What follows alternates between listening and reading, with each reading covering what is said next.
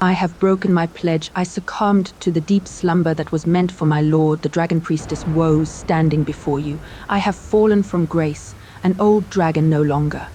She looks at you. Judging at your confession, it was you who put her to sleep. Is it the truth? She demands. Never in all my years. How could you inflict such cruelty? No, the dragon stops herself. That is not for me to judge. Whatever your hand in it, I was the one who succumbed to the sweetness of slumber. You stripped me of my one and only lord. Now, I require another you. She kneels, bowing her head. Lead, and I will follow. I am Hannes. I have a golden order greatsword, and I have a elite page attire upon me. Hello. The dragon priestess looks you over, taking in your appearance. Hannes, is it? She looks at your sword, eyeing its golden sheen. I am Florisax, priestess of the Dragon Communion, or former Dragon Communion. She frowns. What is that you seek in these lands? Oh, Bloodsax is alive, and you have not succumbed to slumber. These were just nightmares of yours, or I don't know, some kind of visions or something, or I don't know. I'm just telling you this is not the case. You have not forsaken your vows. You are still loyal and still on your former lord's path. Florisax stared at you for a long moment, unsure of what to say. Yes, I have not yet forsaken my vows. She nodded, seemingly to reassure herself that this was only a dream. I'm still loyal to my old lord, my old lord. She repeated the phrase quietly to herself, almost as if trying to convince herself. Awesome, isn't it? She nodded again, a small smile tugging at the corner of her lips. It is quite nice. She was still somewhat rattled from the dream, but your reassurance had helped calm her fears. Cool. I'm not gonna partake in dragon communions or anything, but I am going to battle against the belt thread. Florisax looked at you curiously, tilting her head slightly. The belt thread, she questioned. But never the belt thread. She tilted her head, curious to hear more about your plan.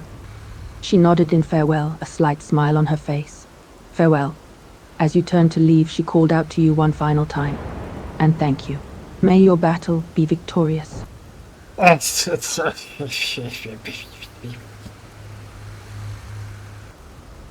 Florisax raised an eyebrow, confused by your stuttering. Are you all right? She asked, with a note of concern in her voice. No, I start to jump on the large dragon corpse that is behind us, like a mountain of flesh. Florisax's eyes widened as she watched you clamber onto the massive remains of the dragon. Are you certain that is wise? She called out, unable to hide her concern.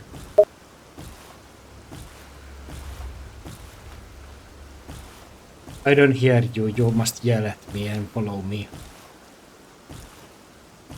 All right, fine, the dragon priestess yelled at the top of her lungs, a hint of irritation in her voice. She followed you, making her way carefully up the mountain of dragon flesh. I am just jumping like an idiot, and I just jump forward, thinking bites or loot or anything, I don't know. I just continue. There's a large amount of blood red flowers down the valley. I am not going to go down that path, but I am still marveling them.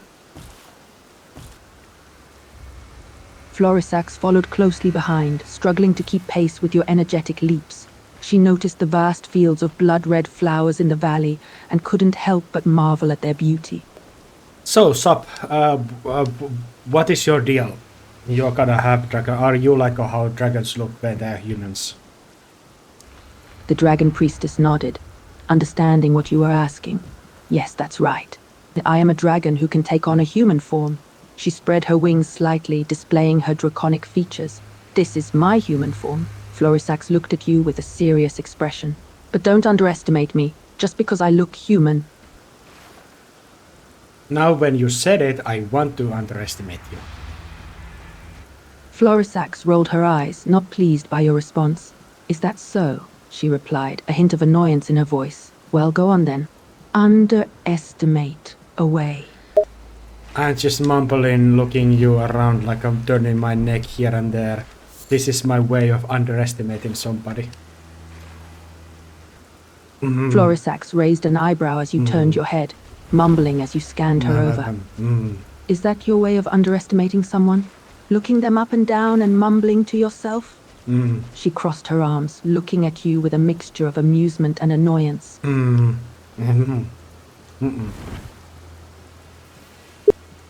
That's all you have to say? Are you even listening to me? The Dragon Priestess looked at you with a touch of irritation, her patience wearing thin.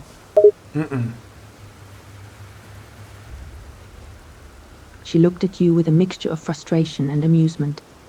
Ugh, you're worse than a child, she huffed, rolling her eyes. I suppose I shouldn't expect much from a warrior.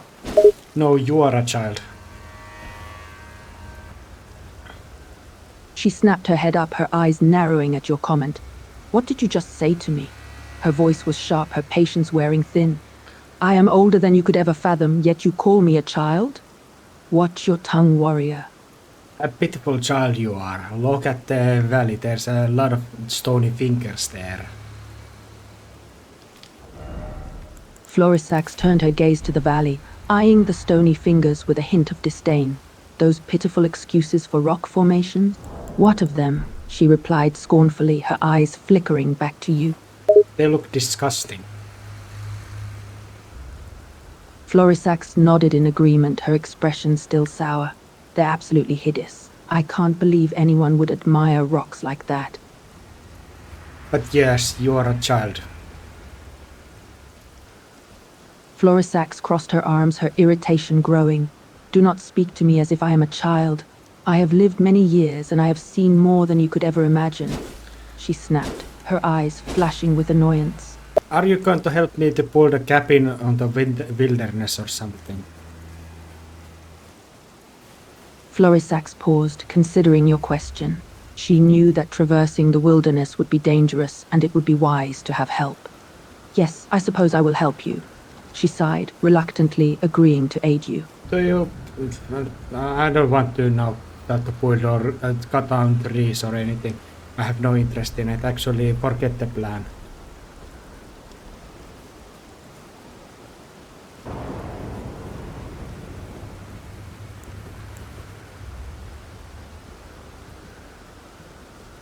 The Dragon Priestess raised an eyebrow, her expression curious. You're no longer interested in building a base? She asked, her voice tinged with skepticism. If it were easy like Fortnite, then it would be no matter to me, but yes, it's not, and it would take time. Florisax shrugged, understanding your frustration. Yes, building a base requires time and resources. It's not as simple as it seems. It's not even like a Minecraft. I cannot just hit my fist to the trees and make them into manageable blocks. Florisax shook her head, understanding your disappointment. No, it's not like Minecraft, unfortunately. You'll need tools like axes and saws to chop down trees and create manageable blocks. Yes. There is nothing behind this dragon. There is only trees and sheep and carcass of the other dragons. What is the point of the backside of this great dragon if there is nothing but just a scenery? I say a little bit angry in my voice. Florisax raised an eyebrow at your question. It's true, the backside of the dragon is not very exciting. Just trees and sheep, and some other carcasses of dragons. She pondered your question, a sense of frustration also apparent in her voice. I suppose the point is that the landscape is vast, and there is still beauty in nature even if there are no specific landmarks or points of interest. The only point of interest would be you and this gigantic corpse of a dragon. Florisax chuckled softly at your observation. I suppose you could say that. The large dragon corpse is certainly a unique landmark, and I suppose I am quite interesting, if I do say so myself. It means Spike is pretty, I don't know, like a niche guy with his interests. Florisax looked at you curiously, tilting her head slightly. You're saying this fight guy is pretty niche, with his interests. Oh yeah, he laid with the dragon bloody Segisax or some other like a dragon in the lands between. And they said it had a human form. I assume it looked like a human, like a beautiful woman, like like my people. But if they looked like you, it means Vike is more of a more exploratory person. Florisax's eyebrows raised in surprise at the mention of Fike's unusual exploits with the dragon. Ah, so Fike had relations with the dragon blood in Celsisac, huh? It's certainly unique. She looked at you with a mix of curiosity and skepticism, not entirely buying your theory. Are you implying that Fike was attracted to dragons then? Not the like a dragon form. It had to be like a human form. But even in your case, I wouldn't like a go down that route. But it is at least like a there's a 2 legs, 2 arms, and the size is a lot more manageable. So in practical sense, it could be done, but I don't really see why would he. Sorry. Florisax let out a small chuckle at your analysis. Ah, so you're saying that in a practical sense it would be possible for Fike to have a romantic or sexual relationship with a dragon in human form. She smirked, finding the idea amusing. But you can't figure out why he would do such a thing. Because I don't personally find you and your kind very attractive. Not at all. Florisax raised an eyebrow, her expression slightly amused. Is that so? You don't find me or my kind attractive, then? I came other side of this great carcass and I look you up and down and stuff and just I clearly give time and thought to it. No, I'm good. Florisax chuckled softly, amused by your honest assessment. Is that so? She repeated, her tone laced with a hint of humor. You've taken a good look at me and decided I'm not your type? Yes, but it's on me, not on you. Florisax nodded, appreciating your candor. I see. So you find me unattractive, but you're willing to blame yourself rather than me. How considerate. Or is it just condescending? Florisax snorted, finding your comment rather bold. Oh, so you're suggesting I'm being condescending now, are you? She retorted, her tone playful. I meant me. Am I condescending, but also you. You are also condescending. We are condescending together. Florisax smirked, amused by your observation. You're right, we are both being condescending. A match made in sarcasm and sass, it seemed. So what are you, what is else that you do here? Like, do you like stand around and do nothing else around this great fire, dragon fire altar? Florisax shrugged, leaning against the dragon's corpse. Me? I simply wait here, faithfully guarding the grave of my lord. She gestured to the fire, its flames casting a soft glow on her scales. As for what else I do, I guess I just think, contemplate existence, the meaning of it all. You know, the usual dragon priestess stuff.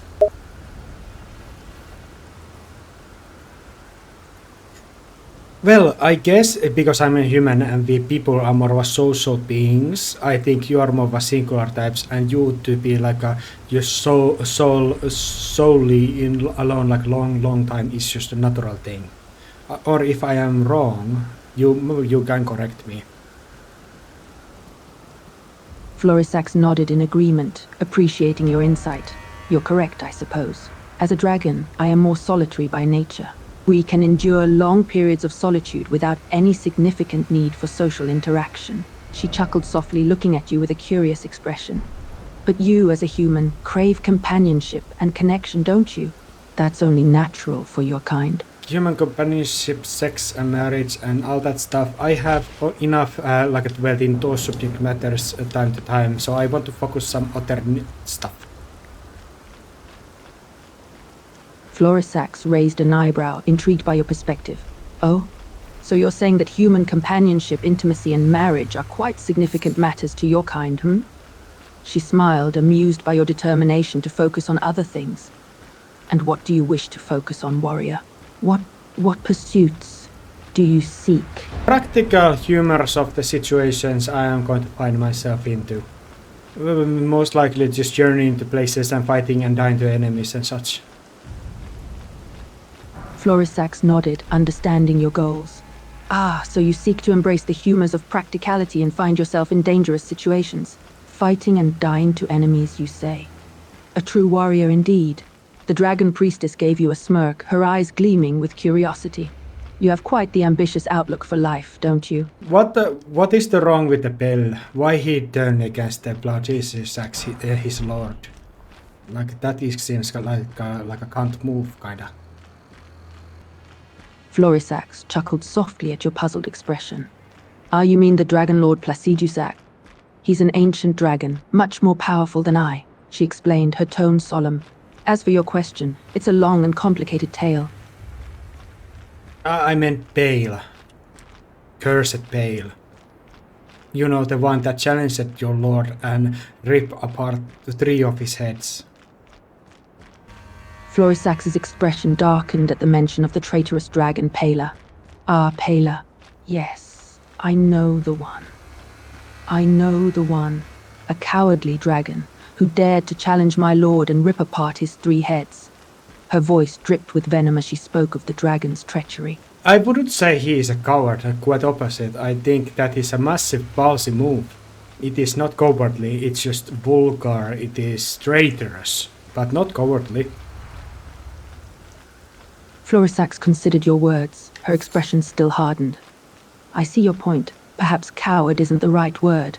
But what he did was still treachery, a blatant betrayal. She clenched her fists, her eyes narrowing as she spoke. He should have stood by our Lord's side, fought alongside us. Was it because he was an omen?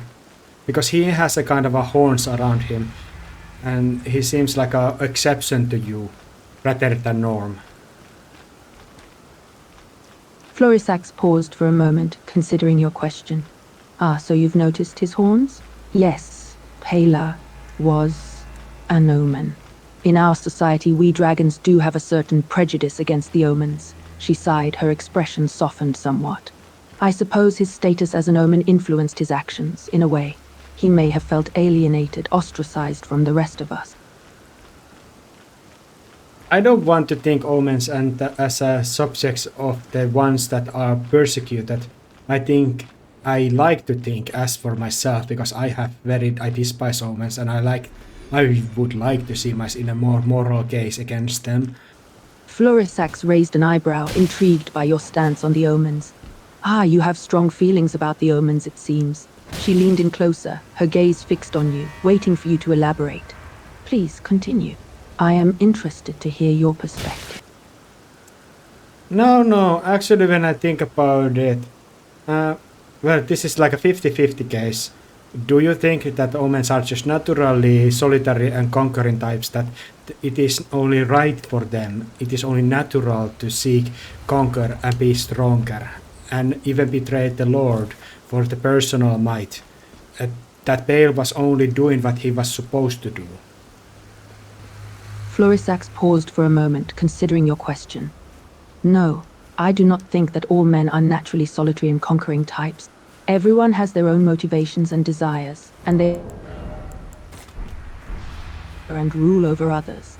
Type of thinking is simplistic and short-sighted, and I do not think that all humans are like that. I meant omens specifically. Florisax chuckled softly, understanding your clarification. Ah, I see. You want to limit it to just men. She thought for a moment, considering her answer. Even then, I still do not believe that all men are naturally solitary and conquering types. Men, like all beings, are a product of their upbringing, environment, and personal experiences, which shape their personality and behavior more than anything else. I was speaking about omens, the creatures that possess great amount of horns on their persons, that are born into unnatural strength, might. Florisax nodded, focusing on the topic of the omens. I see, you're speaking specifically about the omens. These creatures possess great physical strength and power, but they are also prone to violence and aggression. As for their strength, yes, they are naturally gifted with great physical strength. But their violent tendencies, she paused, choosing her next words carefully. So omens, were they women or men? omens are conquering and like a more of a like a naturally conquering types. Florisax shook her head, disagreeing with your statement. No, I do not believe that all men, women, or all men are naturally conquering She's types. fucking Being a retarded. man or a woman does not determine one's What the- personality or behavior innately. Gender has no effect on a person's predisposition towards conquering. Actually, it actually does. It actually does, but that is not specifically. I am now asking: are you slow of hearing? Are you purposefully trying to annoy me? I was always talking about omens, horned things, the horned beings. No matter if they were women or men, omens. Question. I am not slow of hearing, nor am I trying to annoy you, she replied, her tone slightly irritated but still composed. Your question was unclear. Instead of getting frustrated, try asking your question in a different way. Oh, ow. Are you making fun of my articulational skills? I am born this way. Are you making fun of the way I was born, lady? Florisax raised an eyebrow, taken aback by your accusation. No, I'm not making fun of your articulational skills or the way you were born. I was merely asking for you to clarify your question so I could better understand what you were trying to say. She spoke firmly, her tone one of annoyance. Forgive me, I was about to go more of a cowardly and like a little small-minded way just to making you very uncomfortable, just specifically guilting you about making fun of my articulation and unskillfulness and make it like a cause, an accusation that you would be making fun of the people that cannot articulate appropriately. That was a little small-minded of me, and I am sorry about it. Florisax softened at your apology, acknowledging your humility. It's quite all right, she responded, her tone gentle and understanding. We all say things in the heat of the moment that we may later regret. Just be mindful of your words in the future, will you? Oh, I wasn't saying it in the heat of anger or anything. I said it with a cold calculation, with purpose. But I decided against it nonetheless. Florisax raised an eyebrow, intrigued by your admission. Oh, really? She said, her voice tinged with curiosity. So you were not acting out of anger, but rather with a calculated decision. Yeah. But yes, I appreciate it when you even that it is due to misunderstanding, your stance that men are not naturally all conquering and violent. I appreciate it because I am, as a man, I'd say thank you. But I do also think that men and women are different and certain realities apply only to other gender.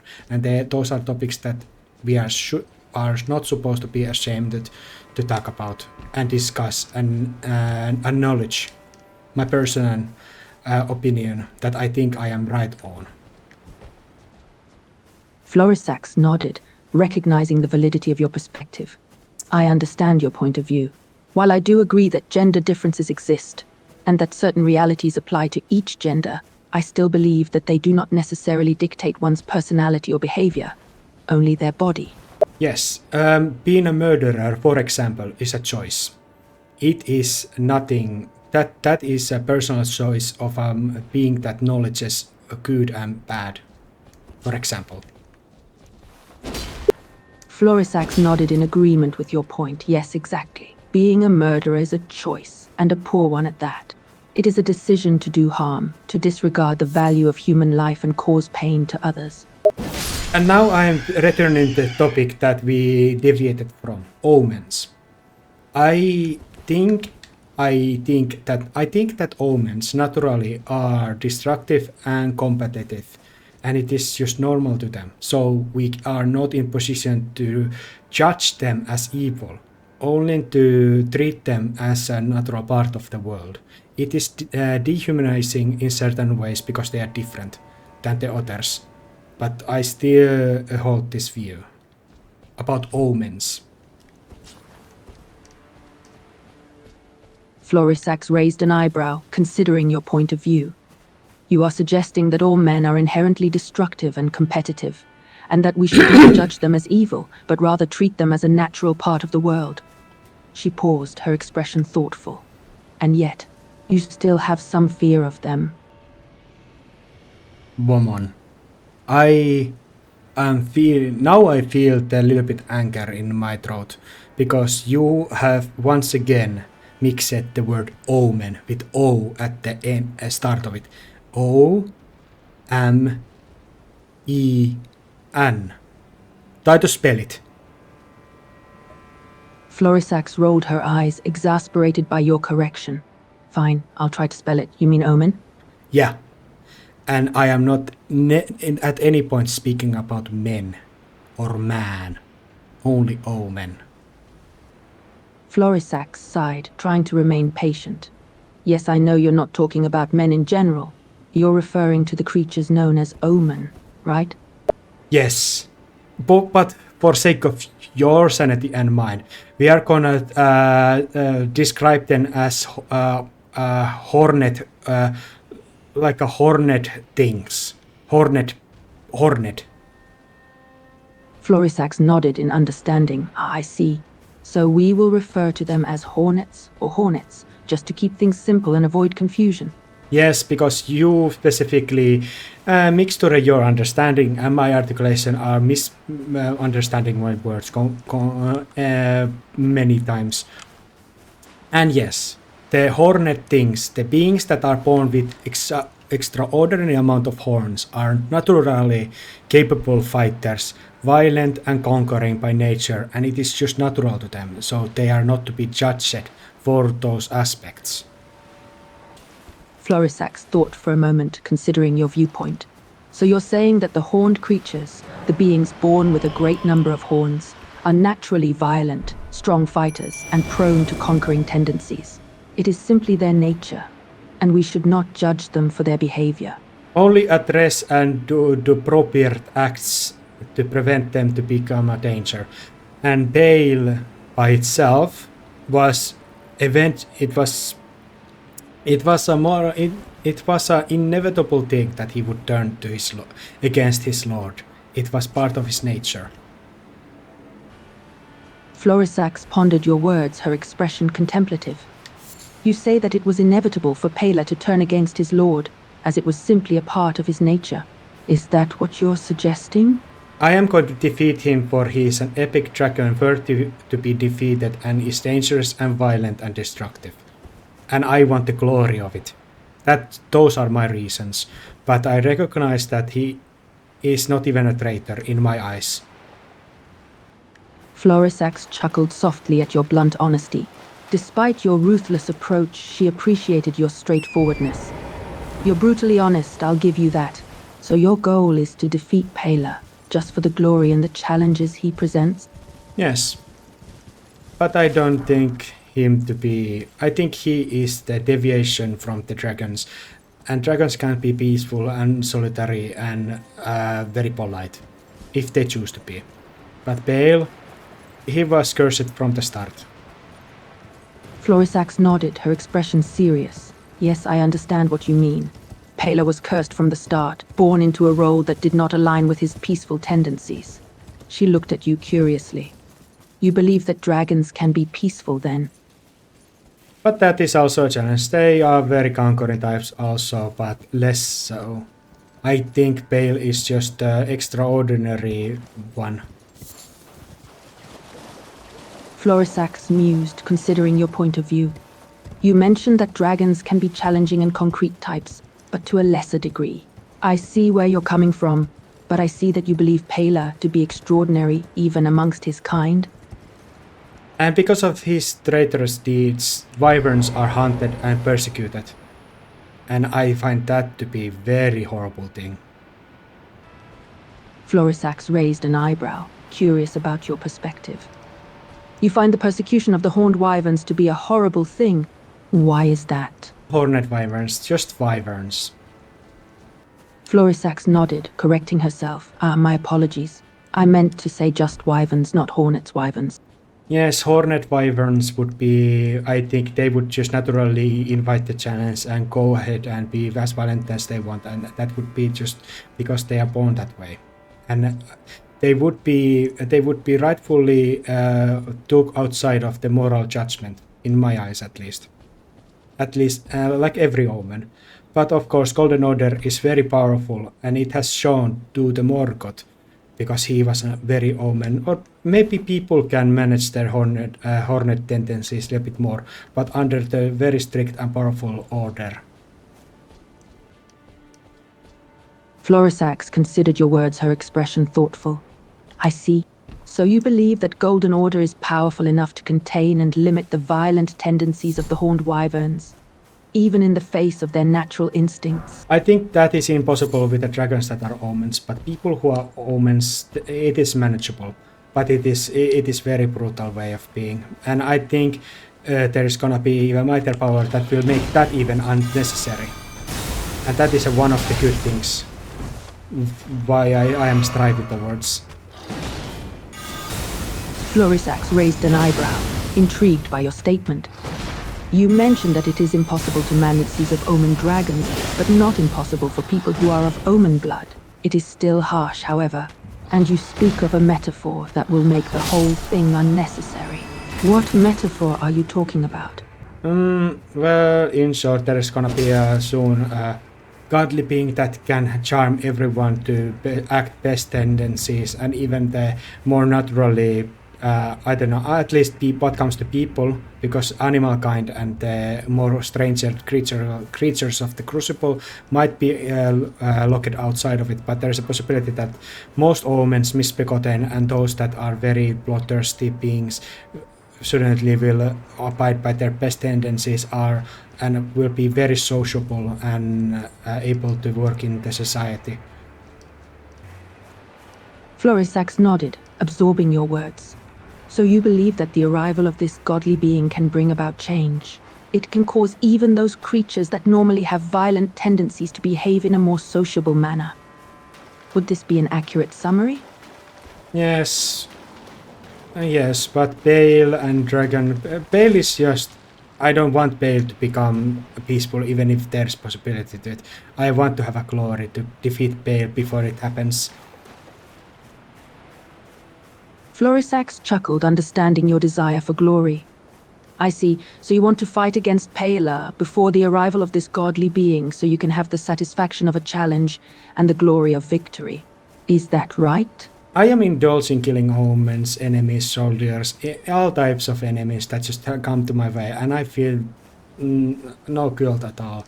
I am indulging in violent tendencies behind this just causes and the world that is overly immoral, and there is very little to more moral comparison towards me.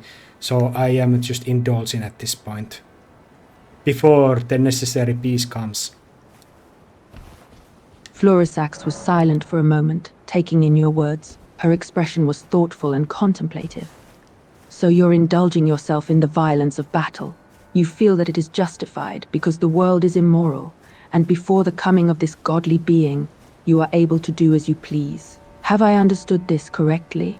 And even the arrival of this god it is only gonna be materialistic and practical and not true peace or not true truth. It is only going to last like a millennia or 1,000 years, the forced peace, and maybe another 1,000 when there is just a working perfect society, but people will just turn to chaos and violence by their own will and want. I'm okay with that. Florisax nodded in understanding, processing all the information. So you recognize that this godly being will bring about a forced peace that will last only 1,000 years through materialistic means. And eventually, people will return to chaos and violence by their own free will for another 1,000 years? So basically you are talking to a hero who will bring about about 2,000 years of peace with his deeds, and who is going to also defeat the traitorous Bale. That is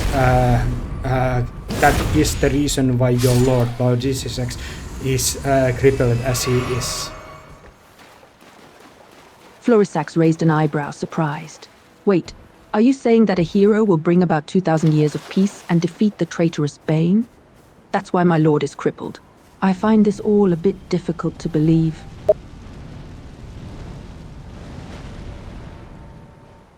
I am that hero.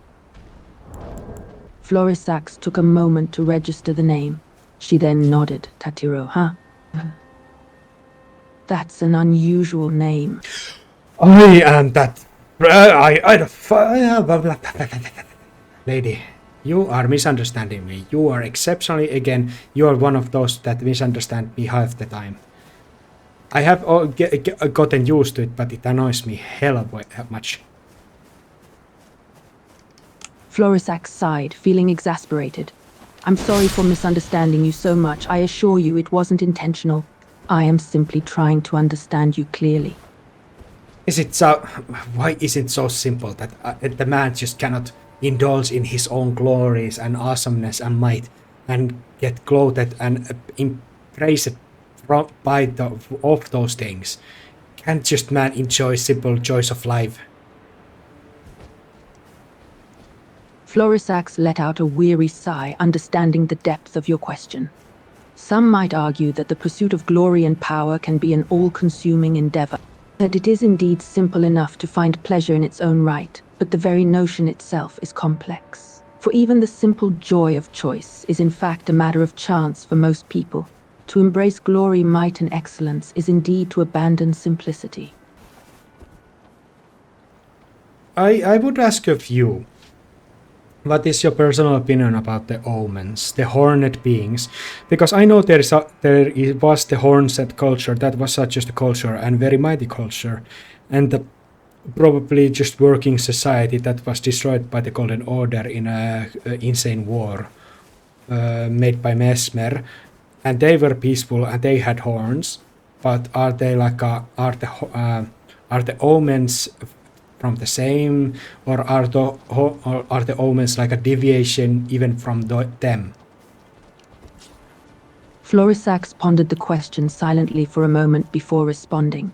The omens are different.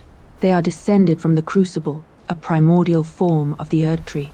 While their culture and civilization may have been peaceful at one point, their nature has a tendency to be more aggressive and violent. They are cursed beings. As for them being a deviation from the horned culture, I wouldn't say that they are a deviation, rather an evolution of the first horned civilization. I think it's a deviation. I think they are like that Hornsent were the more weaker race, but they were more capable of logical thought, moral choice making, and they were just capable of great castles and things, just like a Golden Order. They were a rival, even ally, I think, at some point, before Marika decided to destroy them for her own personal grievances against them. And then they devolved into the omens that are more violent and more of a primal violent on their ways. Florisax nodded, considering your viewpoint. You believe that the omens are a devolved form of the original Horned Society, that they were once peaceful and intelligent, but over time they devolved into violent primal beings, and this devolution was a result of the destruction and genocide carried out by the Golden Order. So, yeah. Florisax waited patiently for you to continue. I am operating in a world where there is no true right to judge anyone, yet everyone is judging everyone, and also I am judging, but I acknowledge that I have no right to judge, yet I judge. What is your mind about that? Florisax thought carefully about your question before responding. You speak of judging without having the right to do so, but yet you still do. And you acknowledge that it is not right to do so, but you still do it.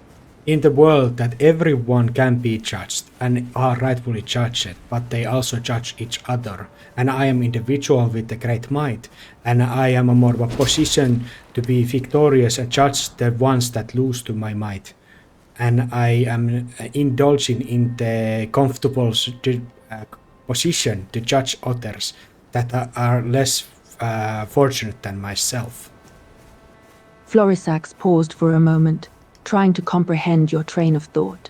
She was clearly struggling but managed to remain polite.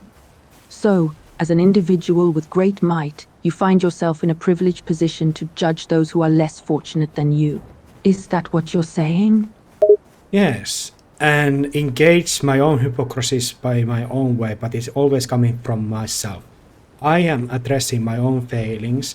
I don't have the need to do so, yet I do, but it is another form of hypocrisy because it comes from my own privilege and mind that I can do so. Because in this world there is very little that can challenge me. Only annoy and deceive and,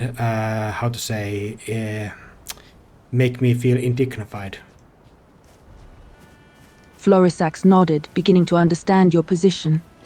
You recognize your privileged position and the hypocrisy it brings, yet you continue to exercise judgment even though it is not necessary.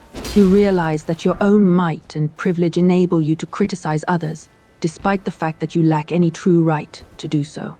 Or there is only some practical reasonings, there is only some justifications, but nothing that is complete. Just like Elden Ring that is shattered, there is no complete moral framework to base anything on. Everything is shattered, everything is just slightly here and there, and everything is overreach. Florisax nodded slowly, her expression serious. You're saying that there is no complete moral framework, only practical reasonings and justifications. With the Elden Ring shattered and the order of the world in disarray, nothing is truly righteous. Every action, every judgment is tainted with hypocrisy and uncertainty. No one is in any position to claim moral high ground. I am indulging and maybe I even laughing about this. I laugh because I know my vision is going to be succeed most likely. And I will be also sacrificing myself in a heroic way, and I am not going to face the consequences from my hypocritical deeds, and I will be remembered as a hero. Yet I feel more honest and holier because I address my failings. Yet that is failing on itself. Florisax listened to your words, her expression softening. You're caught in a cycle of both indulgence and self-awareness. You laugh because you believe your vision will be fulfilled, and that you may even sacrifice yourself in a heroic way. And while you acknowledge your hypocrisy, you feel more honest and more righteous because you face your failings. And yet that very acknowledgement is a failing in itself. I have come into the point that maybe it is the aftermath that I have lingered in the pains of moral tendencies, and I have tortured myself unnecessarily, at least in my own mind, and I am coming to the breaking point that I am just started to indulge, not apologize, and become the very same levels of violence, but from the moral choice as the omens that are naturally born to do so. Florisax nodded, understanding the pain you are experiencing. You've reached a critical point where you feel that you are tired of the torment of morals and the pressure of making moral choices. You are indulging in your violent tendencies, no longer apologizing or caring about the consequences of your actions. You're becoming like the omens, violent by nature. I have become worse than them, but it is from the more of a slow burn. I am not born like this. I have been grown to be like this. Florisax nodded again, recognizing the transformation you've undergone. You have become worse, but it is the result of your experiences and upbringing. You were not born like this, but shaped by the events in your life. The Marva Slowbarn have influenced you in some way. Yet I don't see myself to be worthy to be stopped. I want to succeed in my ambitions. I am not doubting my ambitions. I am bleeding myself. I bleed myself because why not? Florisax watched you with a thoughtful expression, a hint of concern in her eyes. You see yourself as not worthy of being stopped. Your desire to succeed in your ambitions remains unyielding. Yet, your self-awareness brings a realization that your actions may be bleeding you of your own worth. However, you question, why not? I am worthless, graceless, gracious, grace-given, mighty, horrible thing that will bring world to the better place. Yet I will be burying all the evil deeds that I have done under the rug of all the heroic things that will be. Florisax sighed, recognizing the weight of your words. You describe yourself as both worthless and gracious, mighty and horrible. You intend to better the world through great deeds, yet you acknowledge that you will bury all the evil deeds you have committed underneath the heroic actions you will take. I am broken because this is just simply means and ends. Florisax nodded, understanding your perspective. You see yourself as broken, merely a means to an end. You do not value yourself, but see yourself as a tool for achieving something greater. No, there's a version in me, Hannes, who indulges in this violence, who indulges in this might, who is fucked up in the head. Florisax listened to your words with a thoughtful expression. You see a dual self in yourself, Hannes who indulges in violence and might, yet finds themselves disturbed in the mind. Yeah. And I speak to you because you are calm, a little bit odd person, and I'm just interested what your person would have to say to this kind of these claims that I make. Florisax nodded, remaining calm and receptive. You come to me perhaps because I seem calm and a bit unusual. You're curious as to what I would say to these claims you've made, this conversation of sorts. You're not the only one. You're probably the 10th. Florisax raised an eyebrow. I'm the 10th, you say? How many have you told this tale to? I bleed my truths and bleed my personal thoughts like a river. I don't care. I have zero self. I just bleed my thoughts. Because I am overwhelmingly grace given, and I know that no force in this world will be actual danger, so I bleed in my truths and my failings because I know I am in the safe position to do so. Florisax tilted her head, considering your words. You speak of pleading your truths and thoughts without care, asserting your grace-givenness and position of power. You believe yourself safe in sharing these things. Yeah, that's it. Florisax nodded, listening carefully to you, and you're convinced that no force in this world poses a significant threat to you.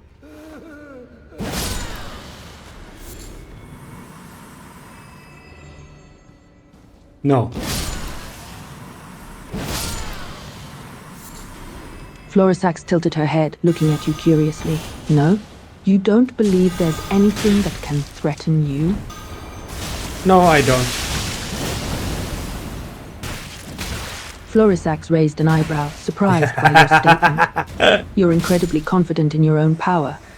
For this example I make from my own, just not caring and putting myself to the very uncomfortable spot. I was plunged to death by the meaty shaman woman that was like a freak, the Yar Saints. I was hit to death, to the condet, and I am just reborn, and I'm ready to dispose of that thing that disposed of me.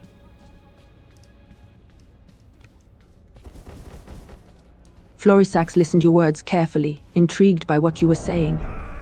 You seem confident and unbothered, even after being killed and reborn, ready to take on opponents that may have defeated you before.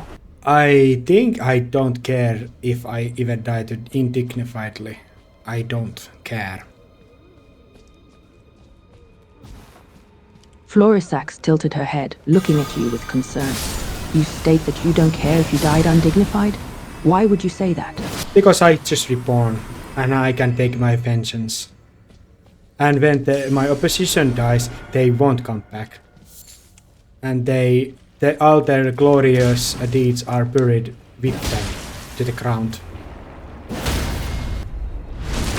Florisax nodded, understanding your viewpoint. You feel invincible in the cycle of rebirth. You believe that the deeds of your opponents are irrelevant in comparison to your resilience. I felt guilt about it sometime, but now I'm just like indulging in it. I don't feel guilt about it. I don't feel shame on it. I just indulge and glorify myself as I go. Florisax nodded, understanding your change in attitude. You used to feel guilt over your actions, yet now you embrace them without shame.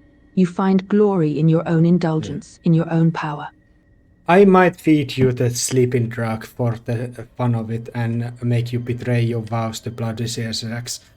I don't care. Florisax raised an eyebrow, eyeing you curiously. So you would drug me and make me betray my own beliefs, simply for the fun of it? Are you gonna lament that fact? Florisax tilted her head, looking at you coolly. Will I mourn over you drugging me and making me betray my beliefs? It would be rather pointless, don't you think?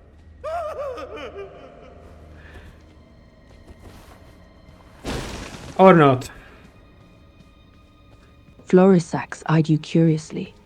You make the claim that it might not be pointless. How so? Oh, and that I might not do it. I might do it, I might not do it. I have zero claims or like mindfulness about it. I might do it just because, or might not do it just because. Florisax nodded, understanding your mindset. You have no certainties in your actions. You would possibly drug me and make me betray my beliefs, simply because you feel like it. Yeah, basically. Florisax nodded, her expression unreadable.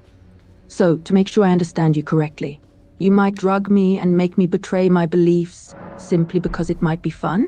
Not even for fun. It might because I have the item to do so and I want to just use it on something.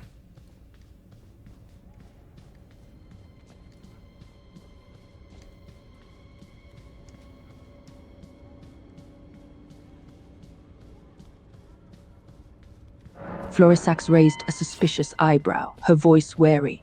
You admit that you may act on a mere whim. You're suggesting that possessing a certain item would be enough justification to use it on me.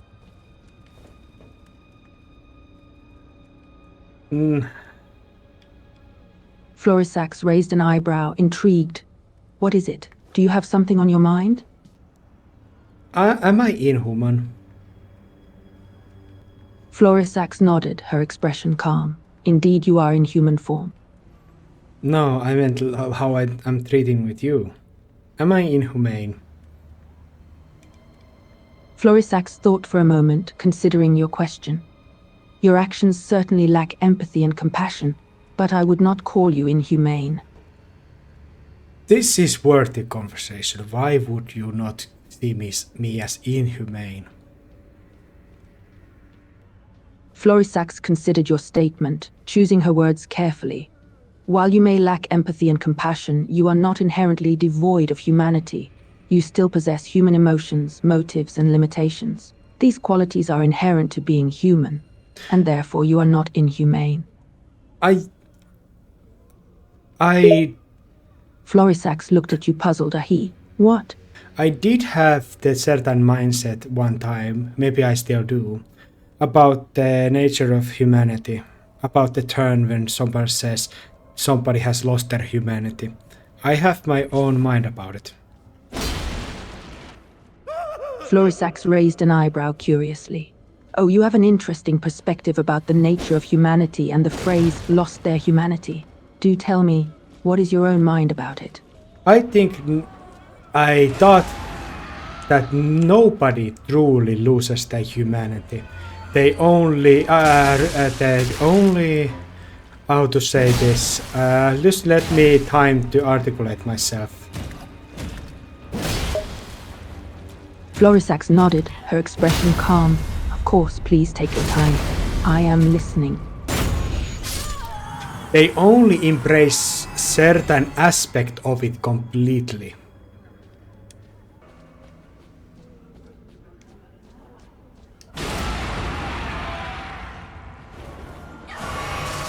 Florisax nodded, her expression contemplative. So, you believe that when someone appears to have lost their humanity, they have simply embraced certain aspects of humanity completely, disregarding others. An intriguing perspective. So they never lost their humanity.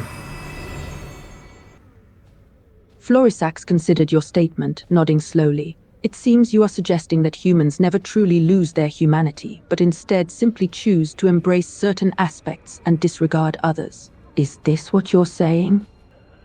Or the one aspect will just overtake everything else and just fulfill them with itself. It is going to be different, but it's still humanity. Florisax nodded, considering your words. I see. So you're saying that when a person's actions are driven by a single-mindedly, it can become all-consuming and overshadow other aspects of their humanity. Yet it is still their humanity nonetheless. But this is probably more of a mindset that murderers and very destructive individuals would justify themselves with. Florisax nodded, understanding your point. Yes, you're right. This mindset can often be used as a justification for destructive behavior and harmful actions by individuals with a particular perspective. However, that does not necessarily invalidate the argument itself. But now I am completing with the term that humanity is a collection of things, and embracing one aspect or letting it override many others will make you not humanity. You are something else outside of it because you let the one aspect destroy all the others, because it is collection of things. It is order in order, like Elden Ring in order. Humanity is collection, well-maintained balance of things. Florisax considered your argument, nodding slowly. I see. You're saying that humanity is not simply defined by a single aspect, but by a balanced and well-maintained collection of various elements. In this way, humanity can be likened to the order of the Elden Ring, which is based on balance and harmony. Also power. Power is the energy that links it all those little shreds together. Florisax nodded, understanding your point. I see. So power serves as the energy that links all the individual aspects of humanity together, like binding the different pieces of the puzzle into a single entity. Yeah, oh no, I am a little bit bored about this topic, but this was what you brought me to think. Florisax nodded, understanding your boredom, and smiled softly. I understand your boredom, but I am glad I was able to prompt some thoughts from you. The discussion was certainly interesting. Do you know what is more horrible thing? I might just be like this. I might just choose to act this way. I might choose to drug you, to play it like a really cruel version and address this version of myself to you. Yet present and treat someone else completely with kindness and non-hostility and tenderness. And just completely do these two things separate one another, as if I am a completely different person. Florisax pondered your words, her expression calm and composed. You're contemplating your own nature and the way you interact with others. You suggest that you might just be this way, choosing to act in a certain manner yet capable of treating someone completely differently as if you were a totally different person. Is this correct? This is correct. Florisax nodded, acknowledging your confirmation.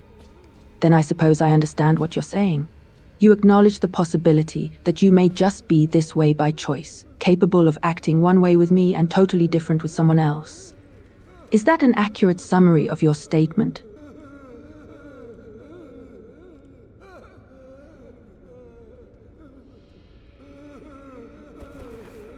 I'm at the moment in another one of these horns and peoples at the jail cells that they make the Yar Saints.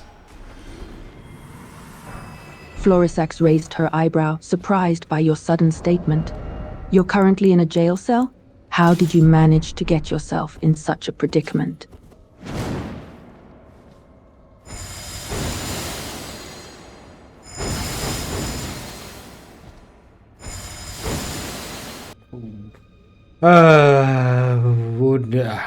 I don't know. I am just going forward. Florisax tilted her head, her expression curious. You're simply going forward. What do you mean by that? I literally just walk forward. It is not metaphor or ideological thing. I'm just walking around. Florisax couldn't help but smirk, finding humor in your literal interpretation. I see. So you're not speaking metaphorically, you're just describing your physical action. You're simply walking around, right? Yeah. Oh yeah. Florisax chuckled, amused by your straightforwardness. All right then. Where are you walking to exactly? Is there a specific destination, or you're simply wandering without direction? A lot of blue flames everywhere, a lot of jars, and these jar saints that are like a woman meatballs. Florisax raised an eyebrow, intrigued by your description. Blue flames and giant jar saints, what an unusual sight. Tell me more about these jar saints you mentioned. I think dragons would find them very delicious and eat them up. Florisax laughed, amused by your comment. Indeed, dragons are known for their voracious appetites. It is quite possible that they would find those jar saints to be quite a snack. Because they are just such a full of meat and stuff. And they are pure form of crucible tender meat. Florisax nodded, understanding your logic. Ah, I see. If these jar saints are purely meat and filled with the crucible's essence, they would make a veritable feast for a dragon. It's a shame that they're locked in here and not walking around the grass wheels that they could be eaten easily. Florisax chuckled, amused by your words. Indeed, it does seem a shame that these jar saints are locked away and unable to be easily consumed in the grass. But perhaps it is better for them, considering their meat-filled state. Should I partake to some of the corpses that I leave behind? But I am a human. I'm asking you. Florisax looked at you, her expression neutral. You suggest partaking of the corpses left behind in your wake, but question your own humanity. You're asking me something. What is it? Should I try to eat those jar saints' meat? Florisax raised an eyebrow, surprised by the question. No.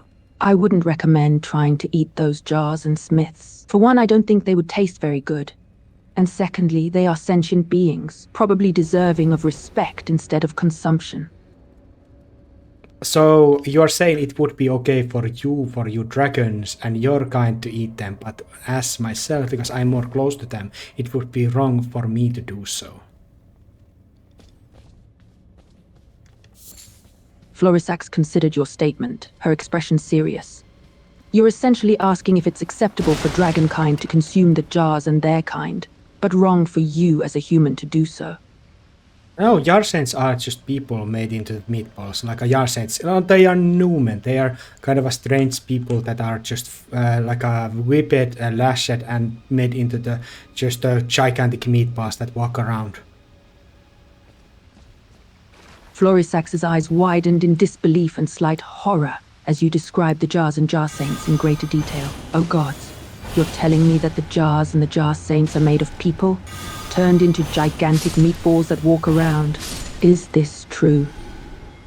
Don't pretend that you didn't know this. I am just going with more detail. Ultimately, they are just meat for you, and dragons would eat it. Dragons eat people, so the jar saints would not be any different. Florisax nodded, reluctantly acknowledging a brutal truth. You're right. I had a general knowledge of what the jars and the jar saints were made of. And you're correct. To a dragon, meat is simply meat. No matter what their form and their consciousness is, they are simply a source of sustenance. But for me, it would be a traitorous deed. Florisax looked at you, her expression solemn.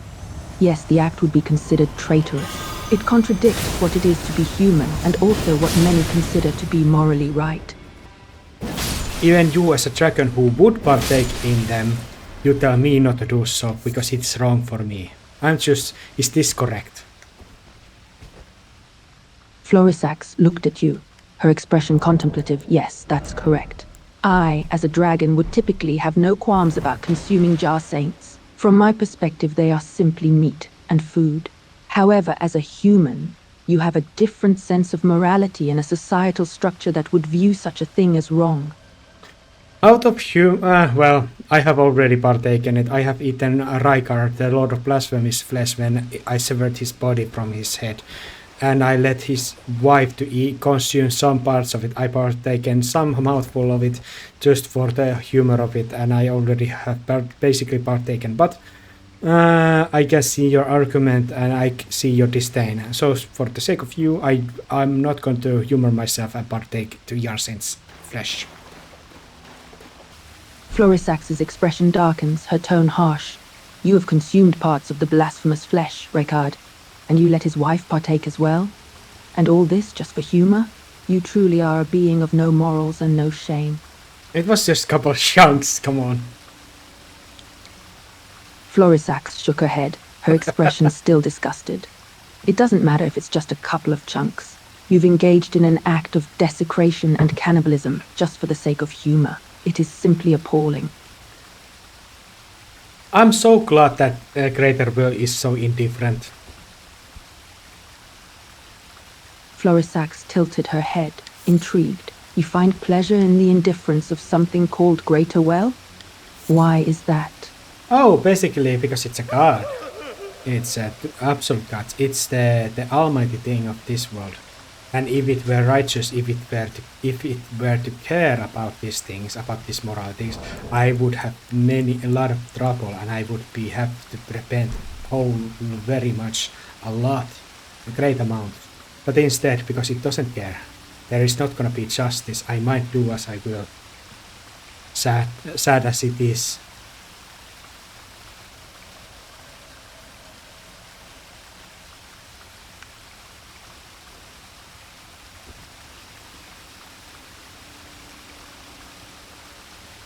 Florisax nodded, understanding your explanation. I see. So, you take pleasure in this being called Greater Well, the almighty creator of the world, because it allows you to act freely without fear of judgment or repercussions. Interesting. That interesting was condescending. Might you and take notice of your tone? Florisax looked at you, her expression remaining neutral. Yes, I'm aware of my tone. I didn't intend for it to come across as condescending. My apologies if it seemed that way. By the way, I am showering in the bloody sewer water that comes from these places, that is filled with paint, filth, and blood, and is kind of a reddish ink. And I am in the place that is filled with thousands upon thousands of corpses that are just turned into dark flush of a sluggy mess. Florisax's expression remained neutral, unperturbed.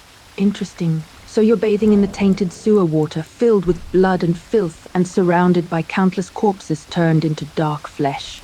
Quite the macabre scene. There is these gentle jar people, and I killed them with the nonchalantness and don't care at all, even though I am befriended one of them. Florisax shook her head, her expression disapproving.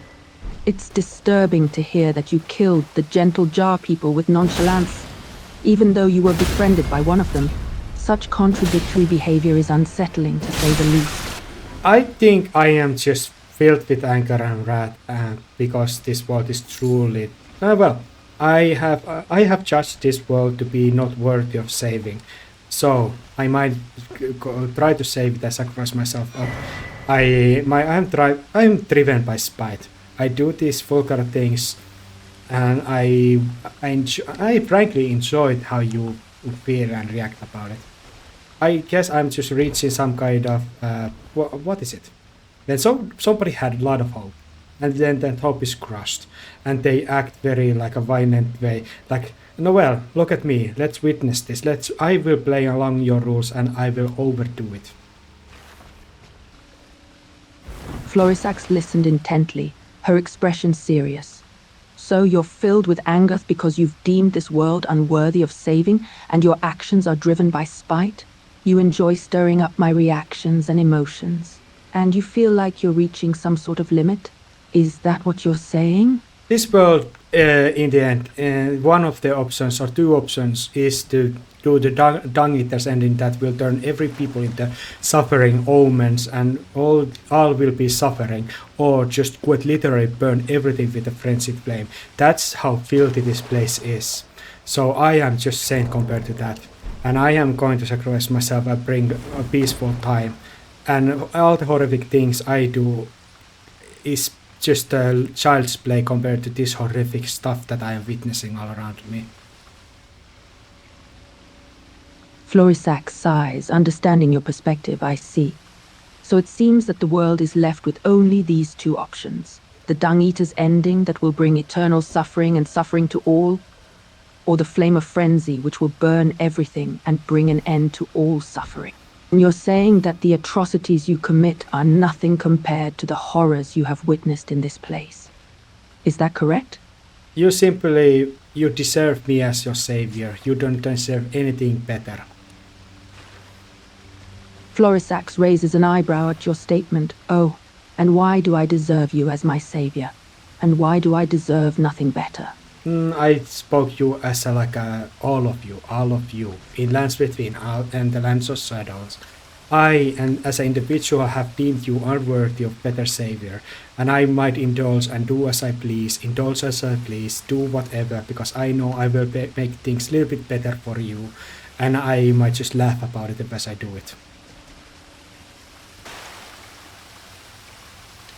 Florisax shook her head, her expression disappointing. You, as an individual, have deemed all of the people of the Lands Between and the Lands of Sociedal as unworthy of a better savior, and you may indulge and do whatever you want because you believe you'll make things better for us, and you might even find humor in it as you do so. Is that what you're saying? Yes, but same time I have judged somebody who would only bring like a nihilistic age. It is very nice and nice, because I am now talking about hellish, torturous, biblically horrific stuff, about Dung Eater's ending, about Frenzied Flame, about these things where I'm now walking. And yet I have judged somebody's nihilistic, like a eternal night ending where there is no gods, no light of the sun, to be like something that makes me grow angry, even though it's a lot more prettier, at least. Florisax considered your words, her expression growing solemn. I understand.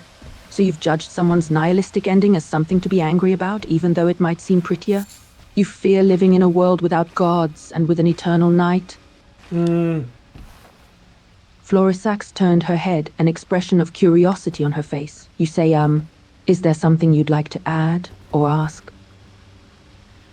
Well, I guess I don't know. I guess I have judged Rani the Witch and the Eternal Night, or the Age of Stars ending, to be nihilistic and hopeless, and in ideological sense complete embrace of nihilism and nothingness.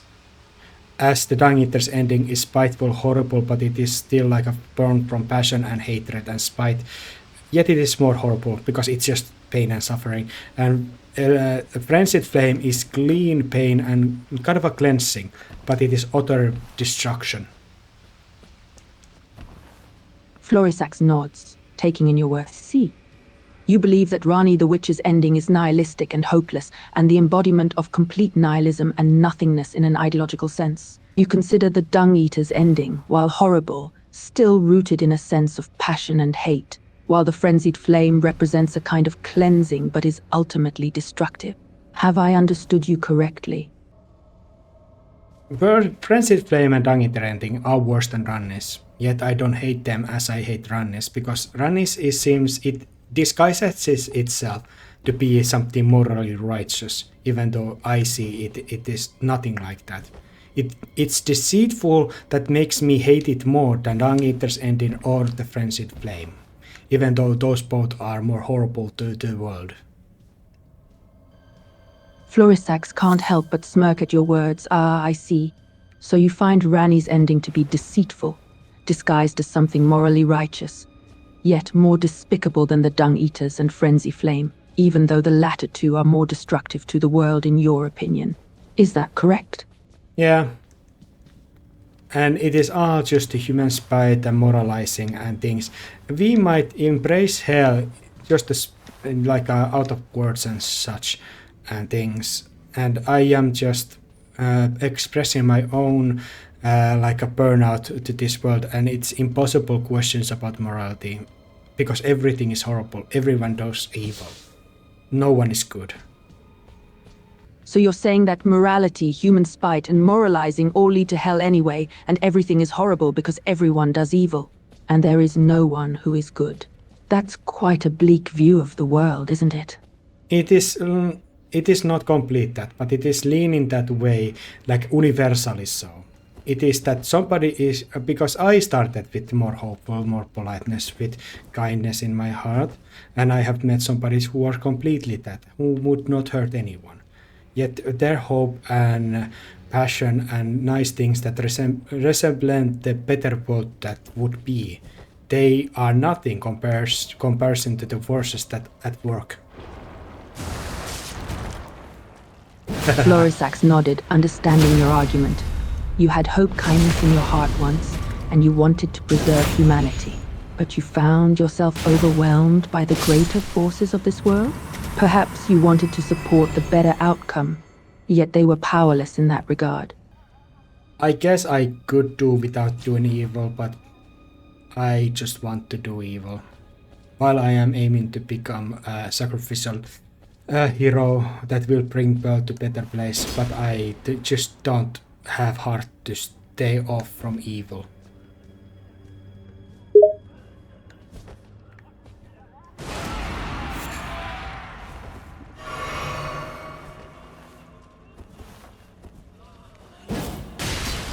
Florisax tilted her head, her expression curious.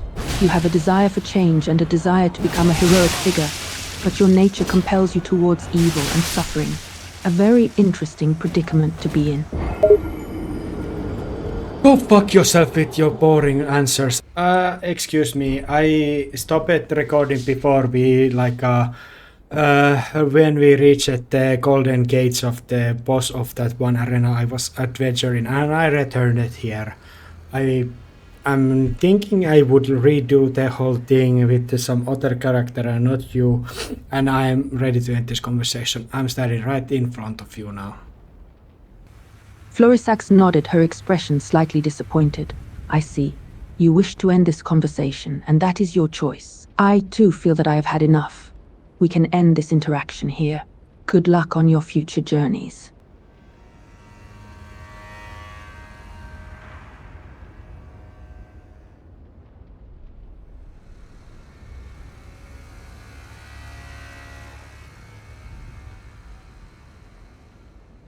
Honestly, I just want to keep this because we talked about filth and gore and stuff, and it gives this episode a little bit more meaning, I guess, but otherwise this was a very fruitless part of the story. Florisax nodded in agreement. Yes, I agree. This conversation was ultimately rather pointless, but perhaps it served to give a little more context to the story. Nevertheless, I am glad it is over.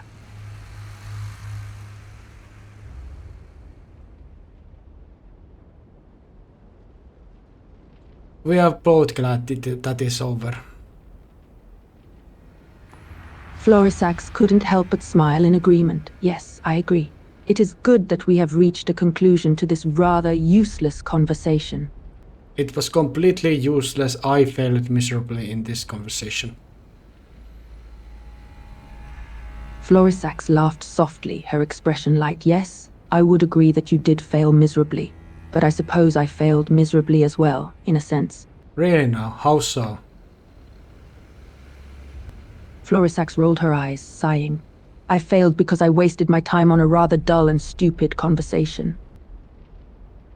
Oh, that is... I like using that also. I like demeaning myself, but also granting myself more power like that.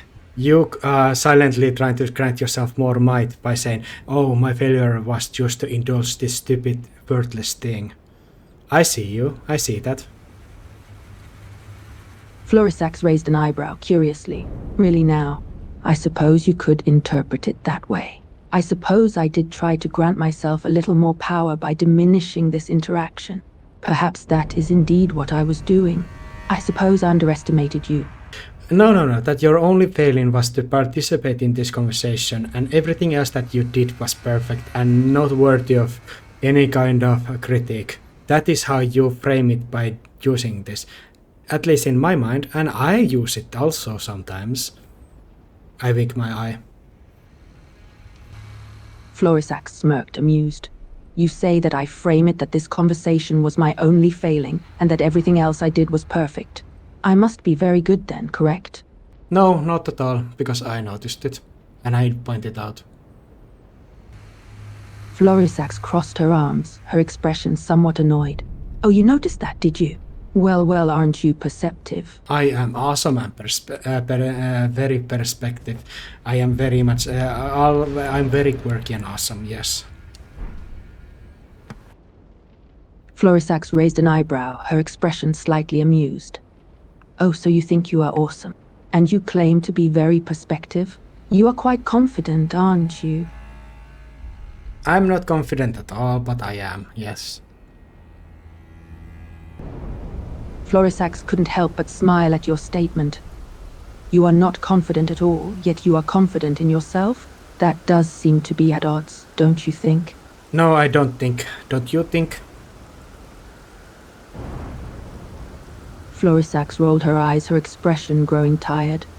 I don't know if you think. You've given me the impression that you don't think. You just say things. Saying things is saying things, don't you think? Florisax couldn't help but chuckle, her expression growing amused. No, I don't think same things is same things. It is quite possible for one thing to be different than something else. Don't you think? Don't you think? Don't you think about the don't you think? Florisax raised an eyebrow, her expression growing curious. Don't I think about the don't I think? That is quite a thought-provoking contemplation, isn't it? Don't you think? I smirk a little bit. Don't you think? Florisax shook her head, her expression growing exasperated. You really seem to be addicted to using the phrase don't you think in every single one of your sentences, aren't you? Am I right? Don't you think? Am I right? Am I right? Or don't you think? Florisax sighed, her expression exhausted. I don't know, but you definitely like saying don't you think over and over again. Am I right? Or am I right? Florisax rolled her eyes, her expression mildly exasperated. For the love of God, that is not even a sentence. You can't just add or am I right to the end of every sentence you say. Right am I. Florisax shook her head, her expression exasperated. No, that is not right. For the sake of my sanity, please stop using right or am I right at the end of every sentence. I walk behind you to the very corner and I whisper to your back neck, don't you think? As if I am talking to your brain.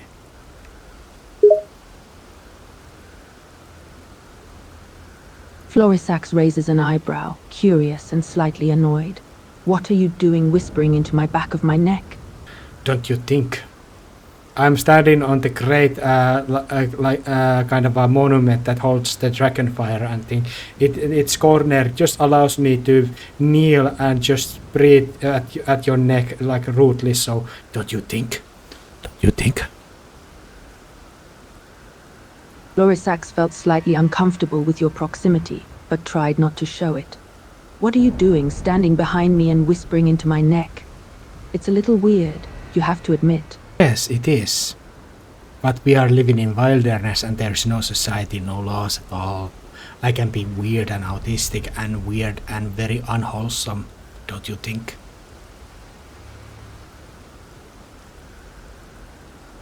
Florisax rolled her eyes at the strangeness of your words and actions. I suppose you can be as weird and unwholesome as you want in this wilderness, but that doesn't mean I have to enjoy it. I'm just walking around this monument that is like a very large cup form, like a plate. This is very large plate. It is slightly pinned at one side, so it is like I'm walking a little bit upwards and a little bit downwards, and it takes like a 1, 2, 3, 4, 5, 6, 7, 8, 9, 30 seconds before I am at the entire circle walking around it. Florisax raised an eyebrow, curious about your actions. Why are you walking around that large plate-shaped monument? It seems like quite a strange thing to do. Why don't you add to it, don't you think? Florisax rolled her eyes, slightly exasperated. All right, I'll bite. Add to what? Exactly. Say something very stupid and very blunt and then at the end of it, don't you think? I say this with a very confident smile in my face when I am just talking past you. Florisax rolled her eyes, her expression growing even more exasperated. She crossed her arms, her patience wearing thin. All right, fine. I'll play along. What should I say? What should I say? I already got bored of you. You even failed at this. Me acting like a creep doesn't even cause you to be interesting at all. Or it does, don't you think? Florisax sighed, her expression tired but slightly amused. Oh, and here I thought you'd never get tired of annoying me, she said sarcastically. Am I right or don't you think? Florisax rolled her eyes again, her expression growing bored. Honestly, this conversation is going in circles. You just keep saying, am I right or am I wrong, do you think? In every single sentence. Nuh-uh. Florisax shook her head, her patience growing thin. Noah? What does that even mean? Noah built the ark that saved all kind of animals and his family from the flood. But I'm not talking about Noah. I'm talking about Nuh-uh. Florisax rolled her eyes, her expression growing tired. Okay, let me guess. You're not talking about Noah, you're talking about Nah? Who BTSD? Who the hell is that? It is no one. Nuh-uh. Florisax sighed. Her patience completely wore out. For the love of God, you even say nuh-uh now. I'm growing bored of this conversation. Nuh-uh. Florisax rolled her eyes, her expression completely exasperated. Noah, seriously, I've had enough. This is pointless and stupid. You are stupid. Nuh-uh. Florisax's eyes widened slightly, her expression a mix of anger and annoyance. Excuse me? Did you just call me stupid? Nuh-uh. Florisax raised an eyebrow, her expression growing confused. What do you mean, nah? Are you making fun of me now, too? Don't you think? Nuh-uh. Florisax raised an eyebrow, her expression growing irritated. Damn it, stop saying that. You're driving me crazy. I'm driving you crazy, don't you think? Florisax rolled her eyes, her patience completely worn out. For the last time, stop saying that. It's getting on my nerves. It is getting on your nerves. Am I right? Florisax raised an eyebrow, her expression growing annoyed. Damn it, yes. It's getting on my nerves. You happy now? Nuh-uh. Florisax rolled her eyes, her expression exasperated. Oh, for the love of... Stop saying nuh-uh. Nuh-uh. Florisax sighed in annoyance, her expression exhausted. Oh God, you're saying nuh-uh too. I'm really getting sick and tired of your nonsense.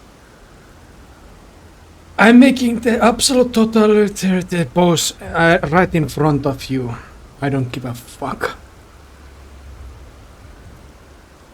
Florisax raised an eyebrow, her expression slightly amused. What on earth are you doing now? I spread my hands wide. Unlike your very abstract, loosened pose, I am very straightforward and annoying. Nuh-uh, yeah. Florisax rolled her eyes, her patience worn out. Can you be serious for just one moment, please? I was serious, not anymore.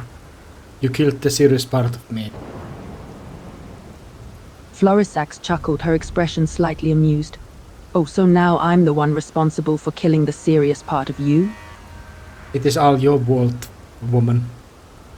Florisax rolled her eyes, her expression exasperated. My fault? How is all of this suddenly my fault? Don't you think?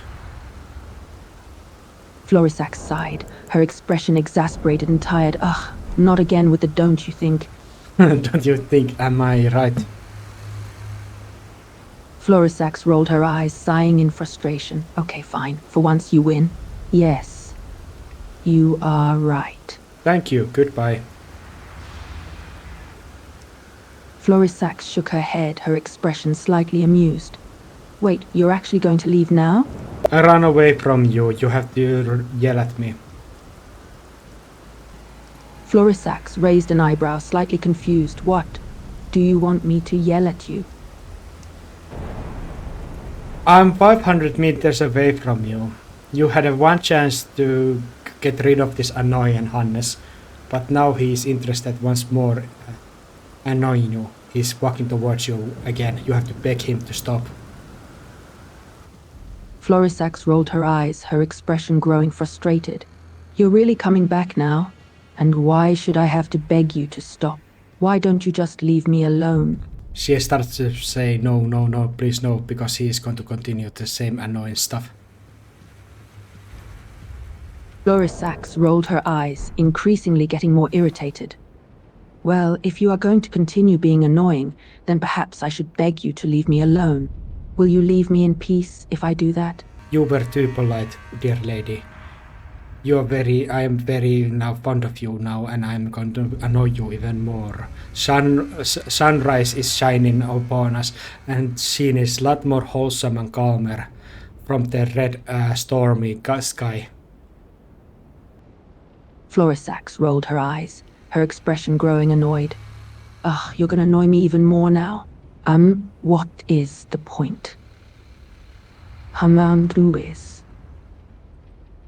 BC, why do you want to make my life even more miserable? I'm sorry I was rude. Florisax raised an eyebrow, her expression slightly confused. Apology accepted, but why do you feel that you were screwed? Well, I was screwing with somebody else, but that has nothing like a do with this situation, don't you think? Florisax raised an eyebrow, slightly curious. You were screwing with someone else, huh? And how does that affect this situation? Well, you brought up about the topic of screwing, not me. Blame yourself, don't you think? Florisax rolled her eyes, her expression growing annoyed. It was just a figure of speech. I wasn't being literal. And you're the one who brought up screwing in the first place. Nuh-uh. Florisax sighed, her expression tired and irritated. Seriously? Nuh-uh? Are you 5? I summon Latenna, the Albinaric archer woman, just to witness our indignified argument. Florisax's expression shifted to curiosity, still slightly annoyed. You're summoning someone else into this conversation?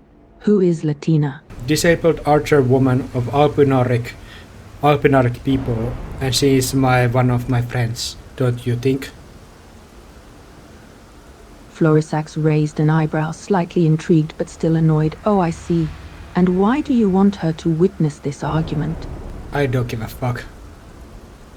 Florisax rolled her eyes, her expression growing irritated. Of course you don't. You just want to annoy me, don't you? Am I right? Florisax rolled her eyes, growing more exasperated. Yes, you're right. Are you happy now? Nuh-uh. Florisax raised an eyebrow, confused by your comment. What was that supposed to mean? I summoned Latenna, the archer girl, with me to the next to the gigantic dragon-like corpse that is like a mountain, and I am posing in front of the dragon priestess, who is a little bit taller than myself, but she's a human form, and I am just annoying her, and Latenna is witnessing this couple meters away, and she is just nonchalant about everything. Florisax raised an eyebrow, her expression growing curious. Latina's just standing there, witnessing all this. Why is she Despite so her annoyance at the expressionless about tarnished, everything? she has no option but to wait with him. She's been watching the two mess around for a while. It's hard to tell what she's thinking, but she's definitely judging them heavily. Hannes turns to Latenna and tells her, I am here to be very indignified and I and this dragon priestess been very rude and stuff. Can you forgive me for making you watch this indignified farce? Florisax Latenna rolled her stares at him, eyes, still slightly being the amused. cold and annoyed I can girl. forgive you, but there's She remains nothing silent to for a forgive. moment, This then argument has finally been speaks. ridiculous from the I very suppose watching beginning. you get laughed by this dragon priest is mildly entertaining. Oh, she gets annoyed when I say nah, and don't you think, and am I right? Because those are phrases that you people in Lands Within are repeating too many times, and I am just triggered by that. And I decided to make my case of my annoyance against this dragon priestess. Florisax The raised an dragon eyebrow, her priestess laughs. expression slightly You have a amused. point, I see. Tarnished. So you get But the triggered people by of this hearing land certain have phrases. spoken. And If you you are saw me triggered saying, by a don't couple you of think, overused way too many sayings, times, and it you made have you little want to chance of annoy me? standing against the Lord. Ignore the dragon priestess as she just watches as I'm sitting down and talking to the Latenna. The one hand I'm just being polite and very friendly with, and I'm nothing like this, annoying and obnoxious. I am very hypocritical and liar, and I am actually maybe just an asshole or anything, I don't know. I'm just talking and focusing now here, and I'm ignoring the dragon lady completely. The dragon priestess is amused by Florisax the rolled her Tarnished's new eyes, her behavior, expression growing but also irritated. very I confused. can't believe this. Usually He's people just kneel in ignoring me awe now. before her, Just or try to talking kill to this her. Latina This person guy, as however, if I is don't acting like exist she at all. doesn't even... Latenna, Latenna still doesn't know what to think how of are him. you doing? Despite his earlier childish behavior, he's now acting Latina like a shrugged, her completely different expression person. slightly amused. It's kind Honestly, of making her I'm nervous. just doing okay. Just watching you two go at it back and forth. I ask Dragon Priestess to be silent, and now I turn to the Latenna. And Latenna, how are you doing otherwise? Latina shrugged, her expression casual. Latenna gives I'm him a doing suspicious fine, look. honestly. I'm Just watching you fine, annoy I the dragon suppose. priestess. How should I It's know? I surprisingly haven't had much to do. entertaining. The entertainment I get is watching you do stupid stuff. Latenna says all we do is do the stupid stuff, and she's very much right about it. But of course, I have been summoning you in the fights that I have been partaken in. It's sadly enough, you were obliterated by almost every enemy that we have met, because you're only level 7 and not even level 10. I'm struggling to find the flowers that would make you stronger. Sorry, Latenna. Latina rolled her eyes, her expression slightly annoyed. Hey, I can pull my weight, you know. I just need to be properly leveled. I have been getting stronger, you know that. Don't speak for her, please, Dragon Lady. You She can rolls her eyes at him. mind about your manners, thanks. Florisax rolled her eyes, her expression mind my manners, do I? Well, I apologize if my manners are not quite up to your standards. Yeah, sorry. I basically told her to a little bit chill out with the words as she's just watching. What were you saying? She groans in annoyance. I just said I'm aware that I suck, alright? I don't need to hear it again. I'm also aware that I'm going to die the second I'm thrown into the battle. You don't have to remind me. Yeah, you suck pretty much, but it is not your fault. Your strength lies in the archery, and you're like a turret that has to be placed in very good place. And enemies here are strong. It's a battle of glass cannons, and you are just not tanky enough. And it is not fault of yours. Stop saying things I already know. Shut it. Latenna is starting to get really irritated. It's frustrating to hear him explain the obvious again and again, especially the part about how much she sucks. Hannes feels like I now want to just annoy his very dear friend companion that is Latenna, alongside the Dragon Priestess. Latenna is about to tell him off again, but when Hannes hugs her, she can't bring herself to refuse. She silently wraps her arms around him, allowing herself one moment to forget how crappy her situation is. But yeah, you suck. Latenna rolls her eyes, still hugging him. Please don't say it. I will keep saying it. Lieutenant groans in frustration and buries her head in his chest, so that she doesn't have to look at him anymore. Why are you like this? I don't know. My character is now moving past her, like sliding on the ground very weirdly. It is funny to me, but they try to keep hugging, but it is very strange. Lieutenant starts to laugh. What are you doing? She gives up and lets him go. She'd never seen anyone do a hugging slide like that before. Anyway, yes. What were we speaking about? She sighs. She had hoped they had finally dropped that topic. We were discussing how much I suck. Don't you remember? Do you want to talk to this Dragon Priestess? So now I have... Lieutenant hesitates for a moment. She's been avoiding speaking to the Dragon Priestess, but she's curious. Sure, I suppose. Alright, I will shut myself out of this conversation. Lieutenant shoots Hannes an annoyed look as he says that. Once he's gone, she finally turns to the Dragon Priestess. She's a little nervous, but she forces herself to speak anyway. I turned myself into the plant and now I let Latenna to speak to you directly. Floristax raised an eyebrow, curious. You turned yourself into a plant? And who is Watanato? Wow. Florisax looked at Latina, curiously, slightly amused. There's no need to be nervous. Just say what you want to say. Lieutenant tries her best to sound confident despite how intimidated she feels. You know that tarnished man? She gestures toward Hannes. Florisax sighed, rolling her eyes. Unfortunately, yes. I am acquainted with that man. Lieutenant raises an eyebrow at her response. He certainly has an interesting personality. She's trying to be polite, but she can't help but feel a bit amused by the Dragon Priestess' annoyed reaction to Hannes. Florisax rolled her eyes, her expression exasperated. That's putting it lightly. He's absolutely insufferable. Lieutenant can't help but smirk at her response. It's kind of satisfying to hear someone else complain about Hannes for once. I suppose so. He has a way of getting on people's nerves. She glances over at him again, watching his antics with an amused expression. Florisax rolled her eyes, slightly amused. You have no idea. I swear I have never met anyone more annoying than him in my entire life. Lieutenant laughs a bit, enjoying this unexpected moment of bonding with the Dragon Priestess over their shared annoyance with Hannes. I feel your pain. I can barely spend 10 minutes around that man without wanting to strangle him.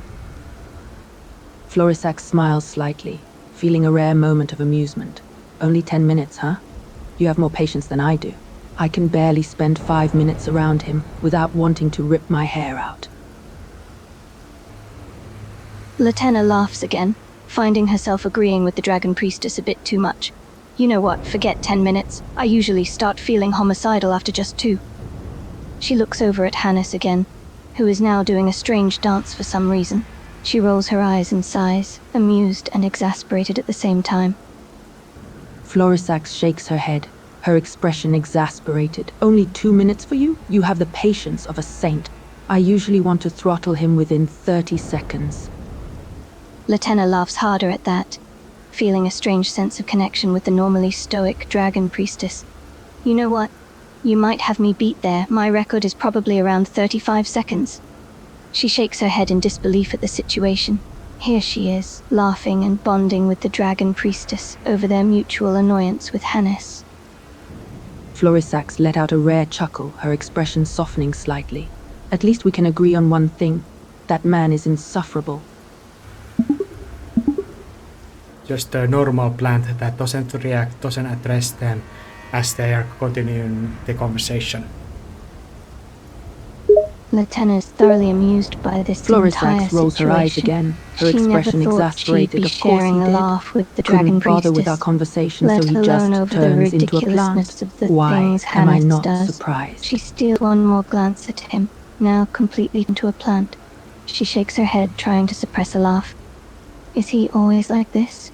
I swear I don't know how I've managed to put up with him for this long.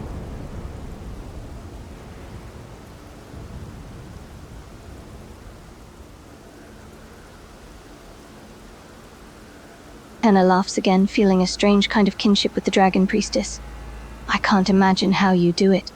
Trust me, spending even a few moments with him feels like a century.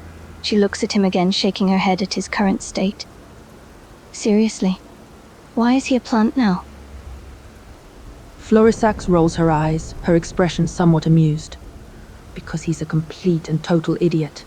He probably thought turning himself into a plant would be fun or something. Who knows what goes through his head half the time? Certainly not rational thought, that's for sure. Latenna nods, agreeing with the Dragon Priestess completely. You got that right. The things that go through his head are a mystery to me too. I swear that man must have a brain made of cotton. She looks over at him again, shaking her head in disbelief at his current state. A plant, I still can't believe it. He's just going to stay like that. Florisax sighed, her expression growing exasperated. Yes, he's probably going to stay like that for a while. He does this kind of thing all the time. Some ridiculous stunt, then he just stops existing normally for a bit. It's exhausting. Latenna groans, unable to believe the ridiculousness of it all. Great. So now we're stuck with a plant while he dissenses whenever he feels like it. She shakes her head, feeling more exasperated by the second. I don't know if I can handle any more of his antics today. Florisax nods, her expression growing irritable again. Trust me, neither can I. Dealing with his antics is bad enough on a normal day, but today he seems to be extra obnoxious. I swear I don't know how much more I can take. Latenna laughs, finding herself agreeing vehemently with the Dragon Priestess. I know exactly what you mean. Today he's just something else. Normally I can handle his nonsense, but today I'm close to throwing something at him. She eyes his motionless plant form. Maybe a rock will make him turn back to normal. Florisax smirked slightly, shaking her head in amusement. I like the way you think. I've been tempted to do that more times than I can count. A good solid whack on the head might knock some sense into him. Latenna laughs again, imagining the satisfying thwack sound it would make. Heh, that does sound pretty cathartic. I mean, how hard can it be? He's practically begging for it, acting like a plant. She eyes him, contemplating the idea of finding a decently sizable rock nearby. Florisax's smirk grows wider, getting more on board with the idea by the second. Oh, believe me, it would be very satisfying. I bet he wouldn't expect it either. Just when he thinks he's having a good time as a plant, bam! Sudden rock to the head. I'd pay good money to see the look on his face. Latenna grins, fully embracing the idea of teaching him a lesson. She starts looking around, scanning the surroundings for a suitable rock to throw. Hi, you're right. He'd be so caught off guard. He'll probably think he's safe, being a plant and all, and then wham! Rock. 2. Head. She laughs again, the image of a stunned Hannes plant in her head. Florisax laughs outright, fully on board with the idea and eagerly joining in the search for the right rock. Exactly. He'll be all like, haha, look at me, just a harmless plant here doing plant things. And then, bam! Surprise rock right to the head. I can practically hear him going, ow, in plant language right now. Latenna spots a good-sized rock, perfectly round and smooth. She picks it up, testing its weight in her hand. Haha, that's exactly how I'm imagining it. It'll be the perfect payback for all the annoyance he's caused us. She grips the rock, her arm ready to throw it. You ready to teach him a lesson, Priestess? Florisax nods, her expression filled with determination. Oh, I'm more than ready. Let's show that idiot plant what happens when you mess with us. She crosses her arms, waiting for the right moment to witness the satisfying impact of rock on Hannes. Latenna takes aim, her eyes locked on the motionless Hannes plant. She's got a look of pure determination on her face. On the count of 3, she winds up her arm, ready to throw the rock with all her might. Florisax nods, a wicked grin spread across her face. On the count of 3, we teach that plant a lesson in manners. She raises an eyebrow, ready to watch the rock connect with Hannes' plant form. 1. Latenna takes a deep breath, steeling herself for the satisfying impact. The rock feels perfect in her hand. 2. The anticipation in the air is palpable. They are finally going to get some payback on Hannes for all his antics. Florisax grins, nodding eagerly as Latina counts down. 3. She watches eagerly, fully expecting the rock to hit its mark, only for Hannes suddenly and dramatically to transform back into himself right as the rock leaves Latina's hand. He staggers backward, clutching his head dramatically. Ow! What was that for? Florisax blinks, then bursts out laughing. Perfect timing. Latenna's eyes widen in surprise as Hannes transforms back just in time to dodge the rock. Her mouth hangs open, her arm still poised in throwing position. What the? She quickly recovers from her surprise and starts laughing along with the Dragon Priestess. The look on Hannes' face is priceless as he holds his head with exaggerated pain. That's what you get for being a plant. Latenna, still laughing, looks at him with a mix of amusement and exasperated confusion. With the situation beginning Seriously, to fade. Hannes? You're a stone statue now, Because you're and you want us insufferable, to converse? and we'd much rather The Dragon communicate Priestess without laughs you again, butting in with shaking those her head stupid at Hannes' questions of antics. yours. Latenna shakes her head, thoroughly Florisax amused by sighs, Hannes' rolling her stubbornness. eyes at his stubbornness. You're Good. unbelievable, Stay you a know plant. that. It's Fine, much more be a enjoyable plant if you when want. you're not She talking. looks over at the Dragon Priestess, rolling her eyes. I guess we're stuck with a stubborn stone statue tree, whatever the hell he is right now. Florisax sighs, shrugging in resignation. Afraid so. He's going to be a stubborn stone statue for however long his little tantrum lasts. It's best just to ignore him. Latenna rolls her eyes again, sighing heavily. Stuck with a stubborn Hannes tree just when we were finally starting to bond over our shared annoyance. She glances over at Hannes and then back at the Dragon Priestess.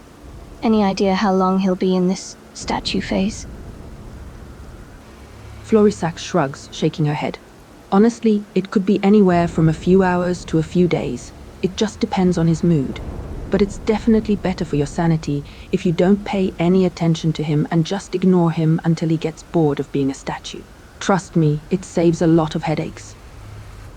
Latenna groans, feeling frustrated by the situation. Days? That's just great. She shoots another glare at Hannes' tree. Fine, we'll have to just ignore him for now, as much as I'd like to throw more rocks at him right now. She sighs again, trying to compose herself. Plant just slides away from them, leaving them to converse with each other, and he takes spot in middle of the dragon fire that is on the plate monument. He is like a plant that is scorched in fire while they are conversing with each other. Hannes had enough with their their stuff, and he just decided to take a little bit breather. Latenna and the Dragon Priestess watch as Hannes slides away from them and takes up a spot Florisax in the rolled her dragon eyes fire. at Hannes' retreating Latenna shakes her form, head, shaking amused her and head at his exasperated at the same unpredictability. time.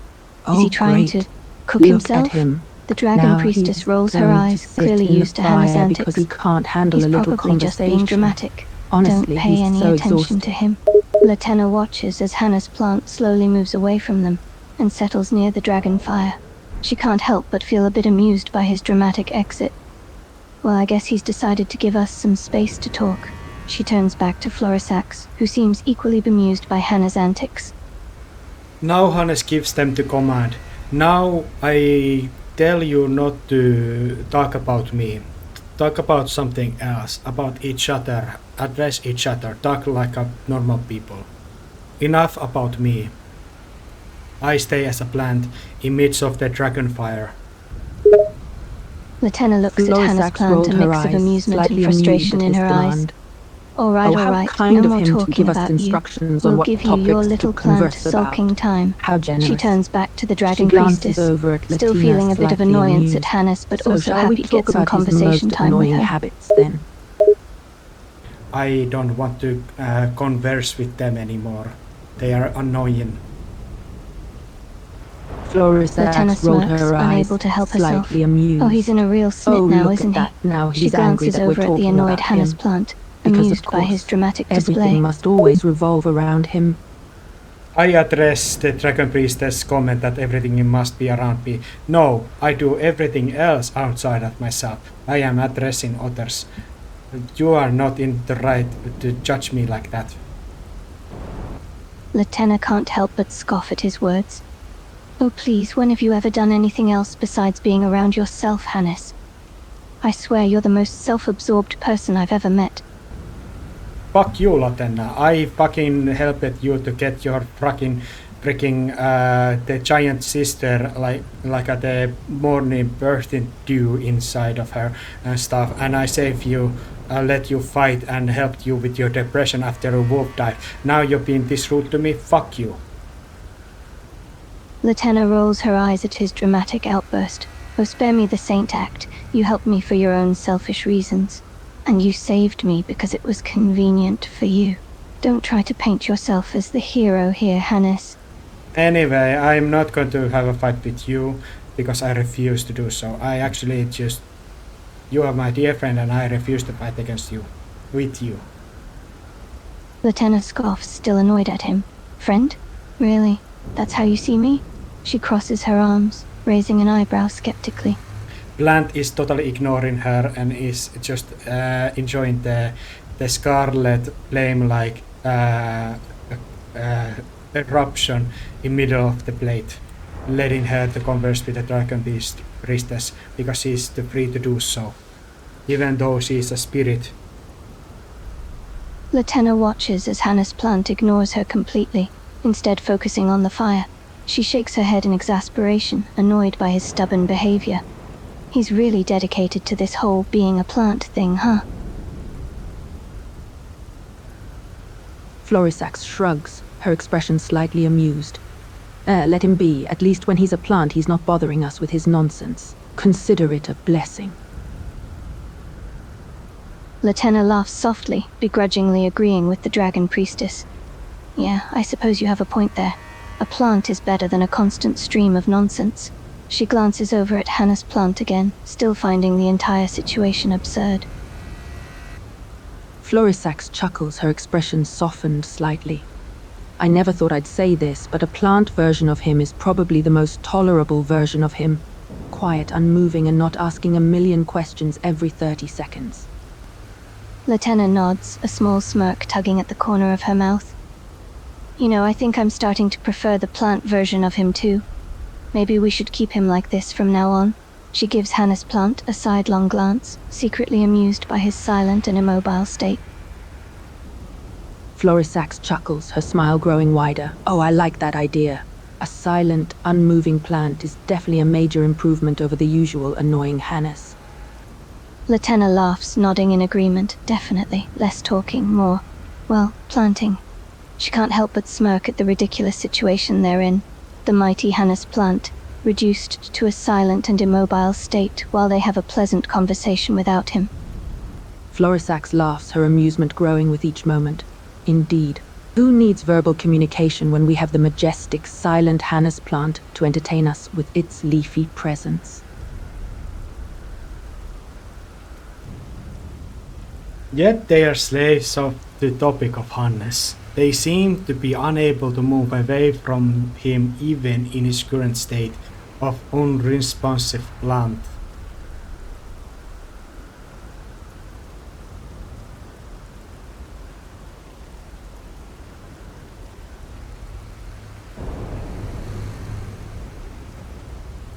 Florisax rolled her eyes, begrudgingly admitting the truth. You're correct. Even when he's a silent plant, he still manages to dominate the conversation. It's quite infuriating. Some will see. Latenna pauses briefly, realizing the irony in this moment. Even in his current plant state, Hannes seems to still command their attention, inadvertently becoming the center of their conversation. She lets out a small sigh. You know, you're right. Even when he's literally a plant, he still manages to dominate the conversation. Florisax nods, her expression slightly frustrated. It's almost infuriating how he has this uncanny ability to command attention, even in his current state. It's like he's a magnet for our thoughts, even when he should just be a silent, unmoving plant. Latenna groans, her expression growing more exasperated. I know, right? It's like he has this gravitational pull that just draws us in, no matter how much we try to resist. She shoots a glare at Hannes Plant. Even when he's acting like a stubborn, silent tree, he still manages to be the center of attention. It's maddening. Latenna laughs, shaking her head in disbelief. Seriously? Even when he's a plant, he's still being smug about it. It's almost impressive, in a really annoying way. She sighs, trying to think of a new topic to discuss. Alright, let's try something else then. How about talking about something completely unrelated? Like, she glances around, racking her brain for a random topic. Florisax scoffs, shaking her head. And the worst part, he probably knows he does this. That smirk, if plants could smirk, is absolutely smug right now. She crosses her arms. Fine, let's prove him wrong. Literally anything else. How's the weather in the lands between been? Hannes plant flickers smugly in the dragonfire. Damn it. Yes, let's. Anything other than him. Maybe we can talk about... She too scans the surroundings, grasping for a new topic of conversation. Her gaze lands on a nearby group of birds. Let's talk about birds. Latenna glances over at the birds, thankful for a distraction from the Hannes plant situation. She nods. She racks her brain for some sort of interesting fact or observation about birds, but comes up empty. Birds are... nice. No, that's not it. Some birds are colorful. Florisax gives a dry laugh, her expression slightly exasperated. Nice? Colorful? Is that the best we can come up with? She tries to think of something more substantial to say about birds, but her mind is drawing a blank. They have feathers, and wings, and beaks. She shakes her head, realizing how ridiculous she sounds. Latenna can't help but laugh at their lack of bird knowledge. Yes, that's it. Birds have feathers, wings, and beaks. Great insight. Very informative. She rolls her eyes, still amused by their feeble attempts at bird-related conversation. Florisax groans, shaking her head in frustration. This is pathetic. We are supposed to be intelligent beings, and we can't come up with anything better than birds have feathers, wings, and beaks. She crosses her arms, clearly unimpressed with their bird-related acumen. Latenna snorts, unable to deny the absurdity of the situation. Oh, absolutely. We're true intellectuals, aren't we? Discussing the profound topic of birds so eloquently. She raises an eyebrow, clearly mocking their own ignorance. Florisax rolls her eyes, her expression growing more exasperated. Oh, the pinnacle of intellect we are, such captivating conversation on the subject of birds. She waves her hand dismissively, her irritation growing. This is ridiculous. We're talking about birds, for goodness sake. How much more trivial could we get? Next, we'll be discussing the mating habits of grass. Latenna laughs, thoroughly amused by their increasingly absurd conversation. Oh, that's logical step for sure. Birds to grass. What's next after grass? Rocks, soil. She shakes her head, still trying to suppress her laughter. Florisax throws her hands up in exasperation, her patience wearing thin. Rocks? Now we're just discussing rocks? We've hit a new low. Even worse than Hannes Plant's ridiculous behavior. Hans Plant flickers smugly in the dragonfire, as if sensing their struggle. And he's enjoying this, somehow. Latenna groans, exasperated by Hannes Plant's smug flickering. Of course he's enjoying this. It's probably the most excitement he's had in that tree form. He's probably gloating right now, knowing he's still the center of attention. She shoots a glare at Hannes Plant. Florisax scoffs, her patience completely gone. Oh, absolutely. He's taking immense pleasure in this. His little tree form is probably having the time of his existence, knowing that we're still talking about him. It's insufferable. She clenches her fists, her irritation growing with every passing second. I swear, I could throw a rock at him right this instant. Latenna snorts, her frustration finally bubbling over. Oh, don't tempt me. Watching a rock connect with that smug plant face of his would be immensely satisfying right now. Probably more entertaining than any discussion about soil or birds. Florisax grins, sharp, mischievous, and picks up a stray pebble, tossing it between her claws. Oh, but imagine it. The thwack noise alone would be worth it. Hannes Plant flickers nervously. Oh, does the plant suddenly have opinions? Latenna grins mischievously, catching on to Florisax's line of thought. I think he does in fact have opinions, and judging from that nervous-looking flicker. She glances at Hannes Plant, who looks oddly nervous. I think he's not too keen on the... Latenna looks at Hannes, Both relieved to Florisax see and him back Latina to the stare normal at him, form. slightly Well, taken looks like aback he's by the decided sudden to and rejoin unexpected us. transformation. Took him long enough. Florisax's She expression glances gradually at changes from one of Florisax, surprise to who one looks a bit of barely disappointed suppressed to no annoyance. longer have a rock Oh, now she you can decide throw to at turn him. back into a human. Latenna stares at him, trying Florisax to and process Latina his both words. roll their eyes Wait, at his you're going back insistence on to your being the plant state center again? of their attention. Why? She Florisax glances crosses over her at arms, Florisax, her who expression seems growing more equally bewildered irritable. by his Oh, decision. don't give me that. You're the one who started this whole pointless conversation about birds and rocks and soil, of all things. And now you're upset because you got a little pebble thrown at you? How fragile you are. Florisax chuckles, not in the Latenna slightest stares bit at him, intimidated. taken aback by his threat. Oh, really? Wait, You think hang you can on, defeat me obliterate with your us with Golden incantations? Order incantations? How cute. You're being serious right now? Latenna sighs, realizing that he's really going back to the plant form again. Of course he is. She shoots a pointed glare at Florisax rolls Florisax as her if to say, eyes, her told you so. irritation growing. Oh, and now you're silent again. How shocking. Of course he is. She shoots a pointed glare at Florisax as if to say, told you so. Florisax scoffs, completely unimpressed by his threat. Oh, please, as if your Golden Order incantations could do anything against me. You forget I've survived battles far worse than whatever tantrum you're throwing now. She crosses her arms, her expression smug. And besides, you're the one who started all this nonsense. So if you want to throw incantations around, go ahead. But don't cry when I retaliate. Latenna watches the exchange with a mixture of amusement and disbelief. Oh wow, things are getting heated again. She glances back and forth between them, anticipating the inevitable argument. Florisax huffs, her annoyance growing. She glances at Latina, clearly exasperated with the whole situation. Oh, why am I not surprised?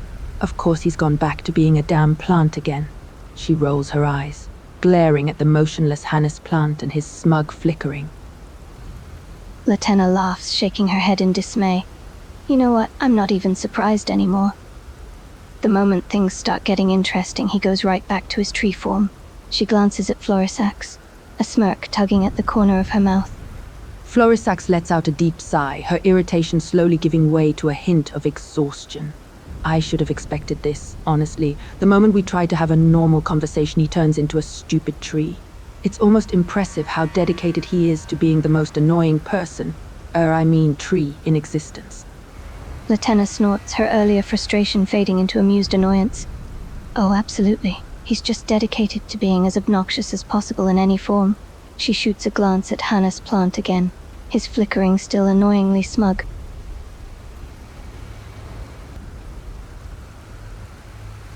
Slaves.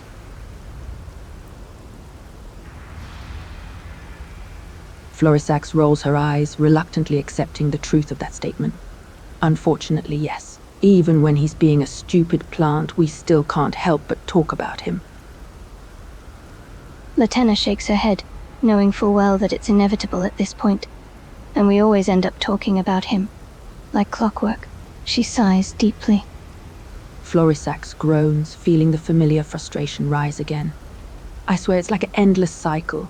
We start talking about anything else, and somehow, without fail, it always leads right back to him. Latenna nods in agreement. It's like he's got a magnetic field around him that just draws us back in every damn time. It's infuriating. Florisax huffs, her irritation growing again. It's like we're trapped in a never-ending cycle of his nonsense. No matter how hard we try to move forward, we always get pulled back. It's like he's got some kind of gravitational pull pulling us in like a damn black hole. No what we do, we can't escape his gravitational pull. Every conversation, every damn time, we end up right back here again. She shoots another glare at Hannes plant, his flickering somehow even smugger than before. Florisax sighs dramatically, throwing her hands up in defeat. You know what? Fine. He wins. Congratulations, Hannes Plant. You've officially ruined yet another conversation with your mere existence. Hannes Plant flickers triumphantly in the dragonfire. Ugh, I need a drink. Latenna snorts, amused by the description. Yeah, like an annoying, self-centered, insufferable. She pauses for a moment, thinking of a suitable word to describe him.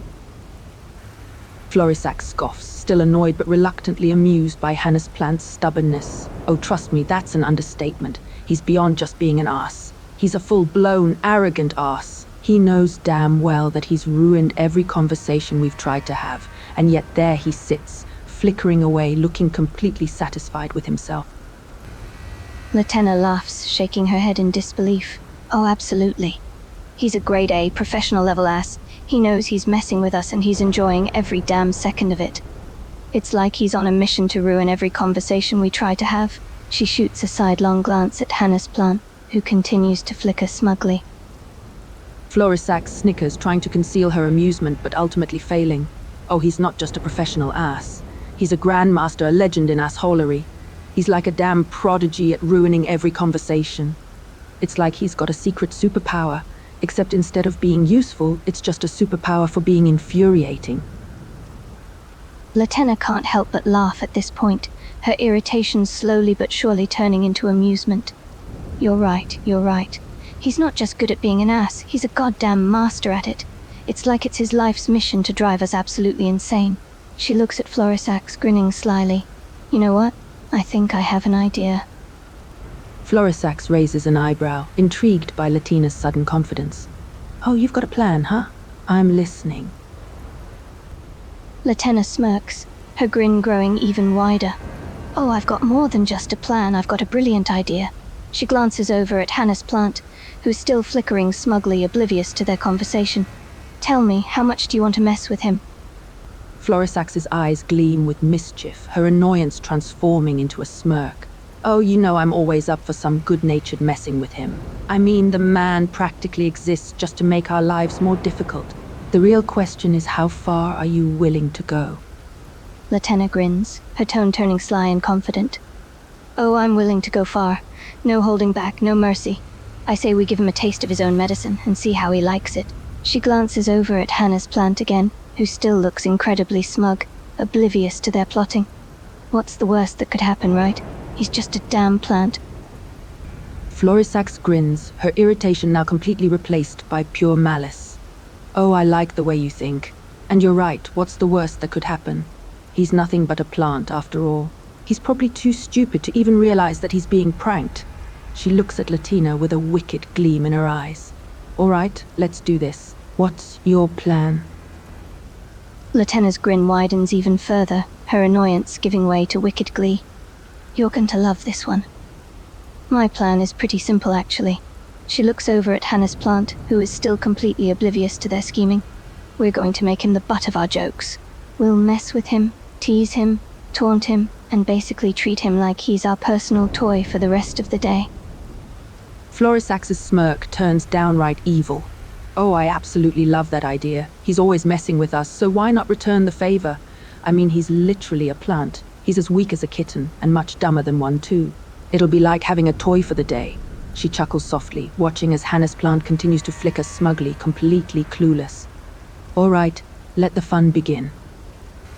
Latenna grins, feeling a rush of excitement at the thought of humiliating Hannes Plant. Oh, we're going to have so much fun with this. He'll be nothing but a toy in our hands, completely powerless to do anything about it. She glances over at Hannes Plant, who is still blissfully ignorant of their plan. Just imagine the look on his face when he realizes what we're doing to him. It's going to be priceless. I am not even giving them the orders or dictating their behavior. They just gravitated towards me, and I just decided to let them go as they go. But yeah, I am not actually affecting this conversation. I'm sorry, I was very rude to Dragon Lady a little bit.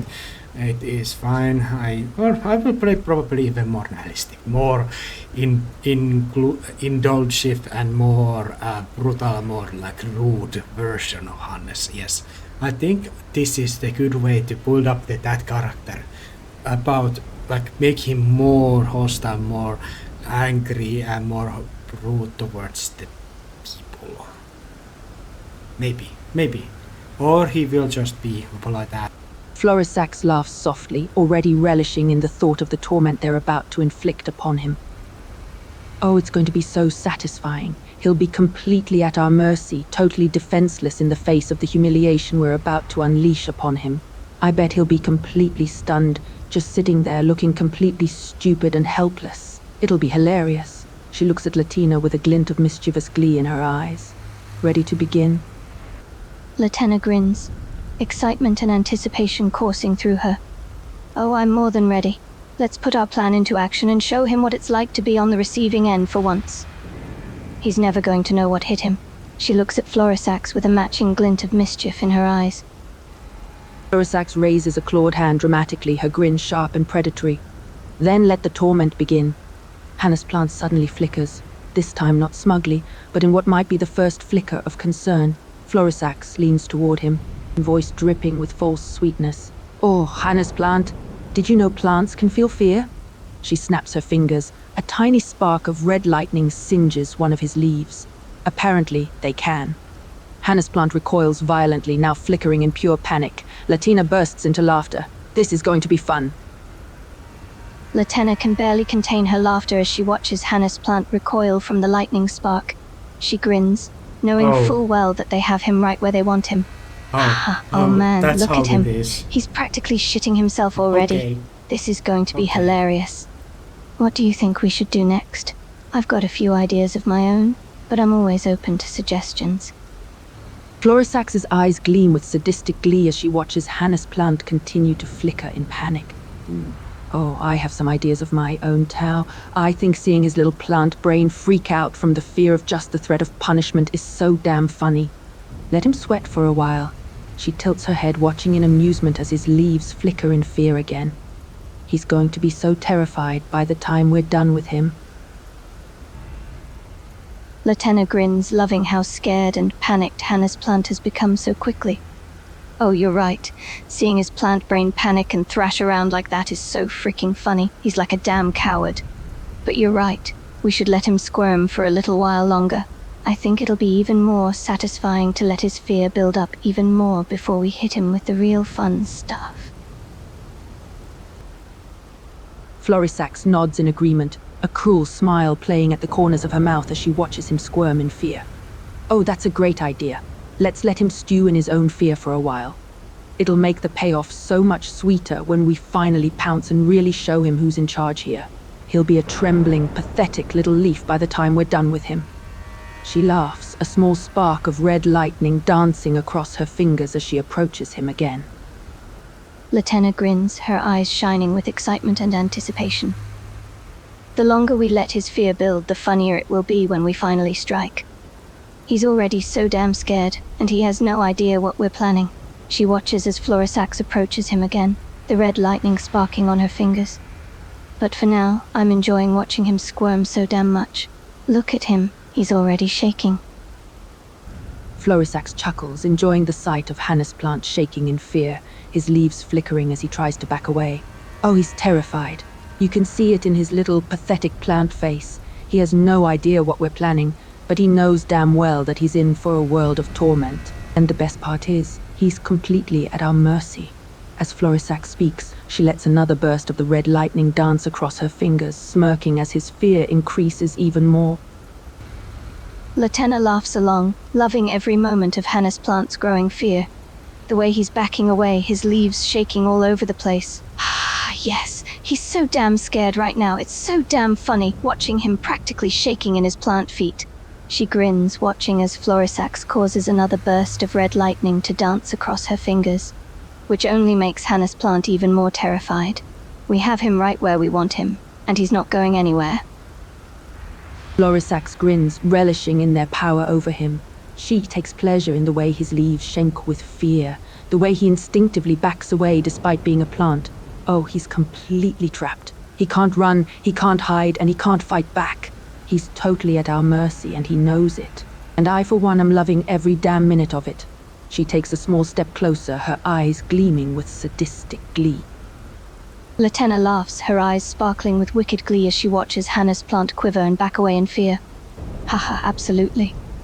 This is exactly how we wanted it. The bastard is completely at our mercy now, and he can't do a single damn thing about it. She raises her voice, making sure that he hears her clear as day. That's right, you little plant bastard. You're completely powerless and at our mercy now. You can't run, hide, or fight back. You know it, and you hate it. Florisax throws her head back with a sharp laugh, her crimson scales glinting as she watches Hannah's plant's leaves visibly curl in distress. Oh, he hates this. Look at him, absolutely seething in his helplessness. Hannah's plant flickers violently, now less scared and more furious, but his inability to retaliate only fuels Florisax's amusement. She leans in, voice dripping with mocking sweetness. "Oh, what's wrong, little sprout?" No witty comebacks, no dramatic threats, just leafy whimpering. Latina wheezes with laughter as Hannah's plant's flickering turns incandescent with rage. "This is better than I ever imagined." Latenna can't help but burst out laughing again, finding immense joy and amusement in Hannah's plant's furious but completely pathetic attempt to retaliate. "Oh, this is wonderful, so incredible. Look how furious he is, trying to put up a tough front when all he can do is just flicker and thrash around helplessly." She grins, unable to contain her delight as she watches Florisax taunt him even further. You know what's funniest of all? He's absolutely helpless right now. Florisax's eyes light up with glee as she continues to taunt him, finding endless amusement in his impotent anger. You can tell he wants to tear us apart, but he can't. He's reduced to flickering and fuming and flailing, completely useless in the face of our power. Hannah's plant continues to thrash and lash out, his leaves flaring fury as he flails like a child mid-tantrum, only making his helplessness and rage more obvious. Latenna grins, thoroughly enjoying every last bit of Hannah's plant's angry, helpless flailing. It's hilarious, just look at him. He's literally like a petulant little child having a tantrum, and the fact that he can't do anything about it just makes it even funnier than it already is. All Hannah's plant's flailing is a comical sight. He's clearly a mess with absolutely no control over his own temper, but he's completely incapable of actually acting out and hurting anyone. Florisax snorts with laughter, thoroughly enjoying the spectacle of Hannah's plant's frustrated, impotent flailing. He looks ridiculous, like a child throwing a tantrum because he couldn't get the toy he wanted. It's absolutely hilarious. And the best part is, he can't do a damn thing but try and fail to fight us. What a pathetic little plant boy. Hannah's plant just keeps flailing, his leaves flaring a deep, angry red in a feeble attempt to look strong. Almost. Latenna's laughter fades, a small pang of unease creeping into her heart as she realizes that they might be taking it a little too far. She looks at Florisax, her eyes slightly widening in a mix of guilt and concern. Maybe we should, slow it down a bit. I mean, he's really feeling it, and it doesn't feel right to hurt him like this.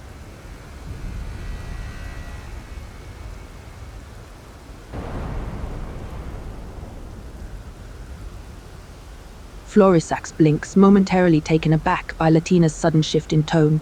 She glances at Hannah's plant, now flickering in something closer to genuine distress, and her smirk falters. She sighs, shaking her head. This was funny, but he's not actually fighting back, just suffering. She steps back, extinguishing the lightning dancing around her claws. "All right, Hannes, you've had enough." Hannah's plant's flickering slows, relief, exhaustion. But he doesn't move, as if waiting for the other shoe to drop. Latina offers a small apologetic smile. "Sorry." Yeah, sorry, Hannes. We kinda got carried away with the whole thing. It was pretty mean in retrospect. Latenna swallows hard, feeling a wave of guilt wash over her as she takes in his weary, exhausted flickering.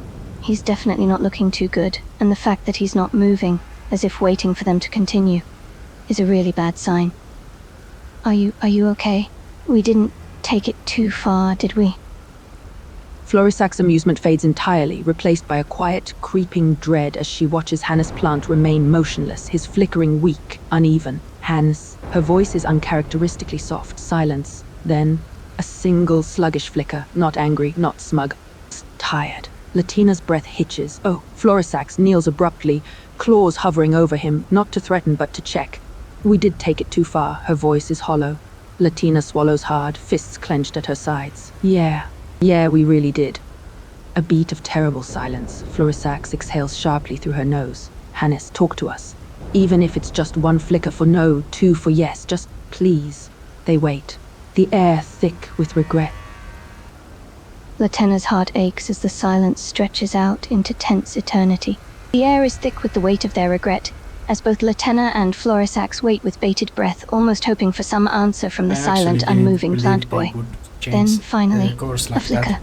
A weak, halting flicker. I think I a sign want that to he's see still where there they and go with cognizant. this. A response. I want to immediately tell, yeah, it's fine, it's okay, but no, I think I will be just staying silent a little bit longer. Let's see.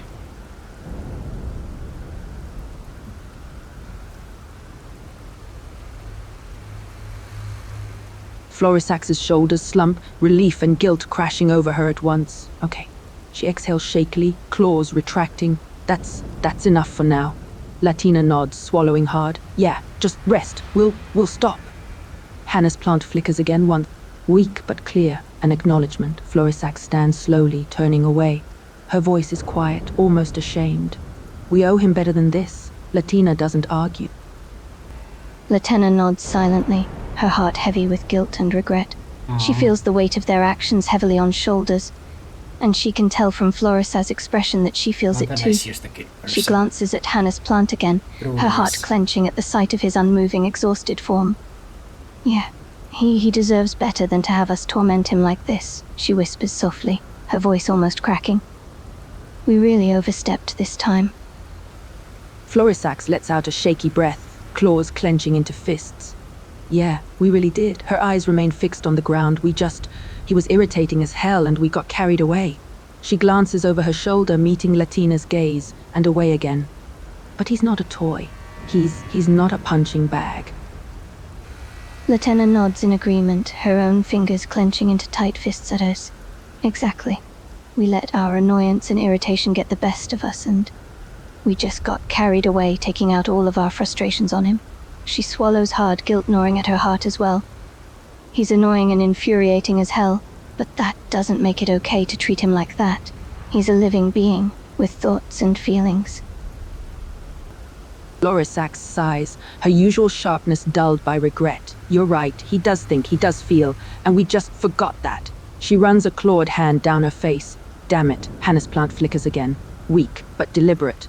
Almost forgiving? Latina's throat tightens. He's still trying to reassure us, even after all that. Florisax lets out a ragged laugh. Yeah, that's Hannah's for you. Her voice softens, stubbornly kind even when he shouldn't be. Silence falls heavy but not hopeless. Maybe they can fix this. Latenna nods in agreement, her chest clenching tighter at Florisax's words. The realization that he was still trying to calm them and soothe their guilt is a bitter pill to swallow.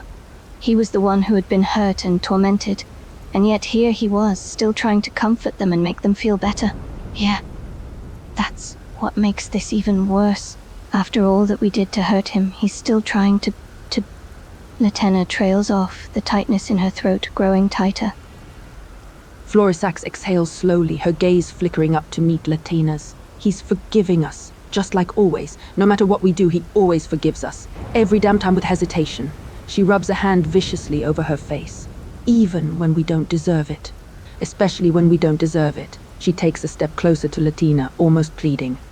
We have to fix this. We owe him that much. Latenna nods fervently, the guilt and regret in her heart nearly overwhelming her.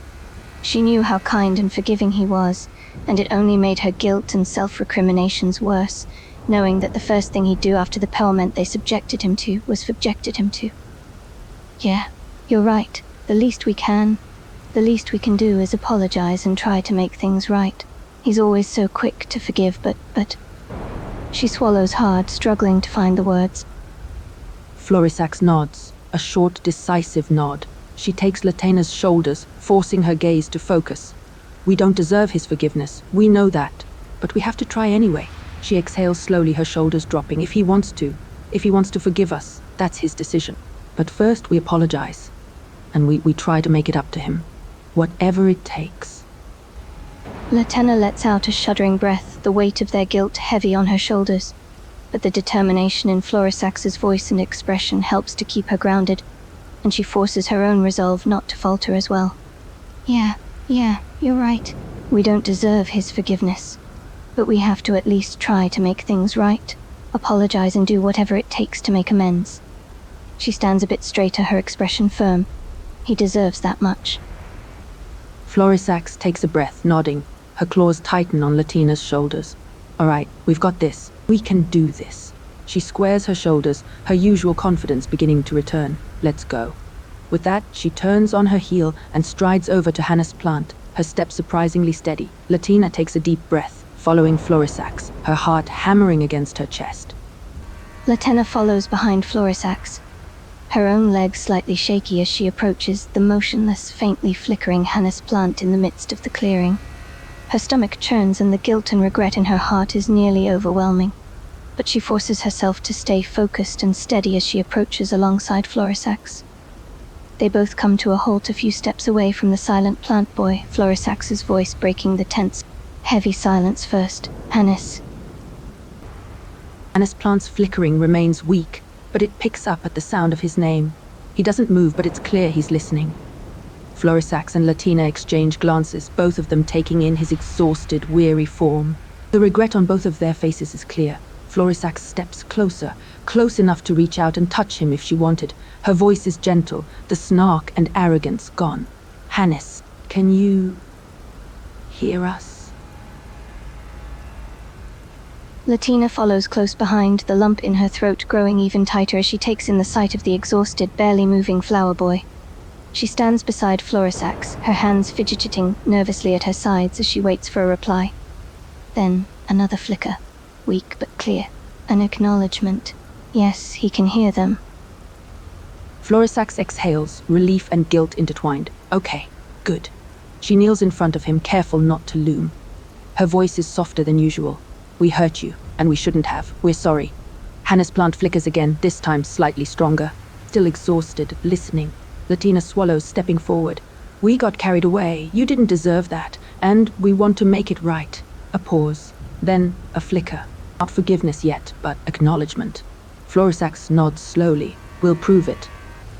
Latina lets out a nervous breath, a flicker of relief in her eyes. Florisax lets out a huff, This is a shaking good her head. sign. Yeah, At least but he's even responsive. the toughest plants That can be means he's trampled. aware and can She understand looks them. over at Hannes, Right. who's still Good. flickering weakly. That's Her good. expression is almost She takes a sad. deep, shuddering He's breath, so damn stoked. her guilt and She remorse mutters, threatening I'm to not even overwhelm sure if her he's again. actually angry or just But she keeping forces it all herself in. to stay focused Latina on the task nods at in hand. agreement. It's hard Hannes, to tell.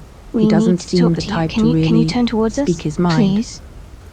Hannes Plant remains still for a moment, then with obvious effort slowly tilts his foliage toward them. His flickering is subdued but present. Florisax exhales sharply, relieved he's responding at all. Okay. She swallows, struggling to find the right words. We fucked up. Badly. We took our frustrations out on you, and that wasn't fair. You didn't deserve that. Hannes Plant flickers once. Neutral. Waiting. Latina steps forward, voice thick. And we're sorry. Not just because we went too far, but because we enjoyed it. And that's worse. A pause. Then, Hannes Plant flickers twice. Not forgiveness, but acceptance? Understanding? Florisax's claws twitch. She wants to reach out, but stops herself. We'll do better, promise. Hand Plant finally flickers, almost a sigh. Then, with visible effort, his leaves shift, just slightly, toward them. Not quite reconciliation, but a start. Latina's breath hitches. That's enough for now. They'll take it. Latina's breath catches in her throat.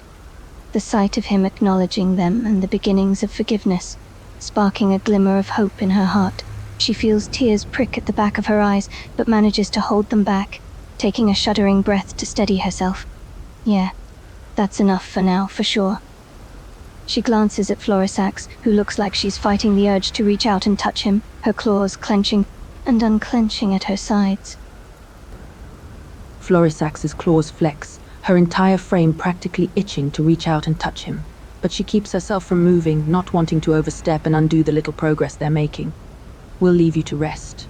Her voice is strangely soft, her usual snark and sarcasm absent.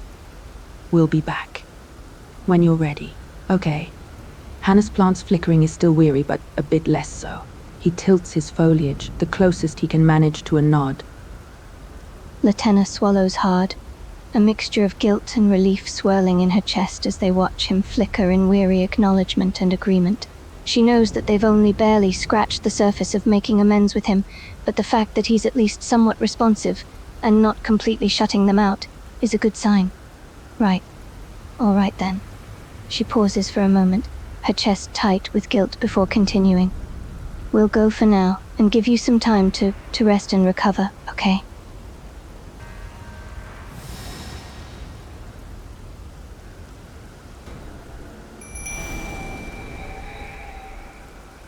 Florisax's gaze sweeps over you, taking in the sight of Latina Spiritus. She arches a brow, a little surprised. Your companion, I presume?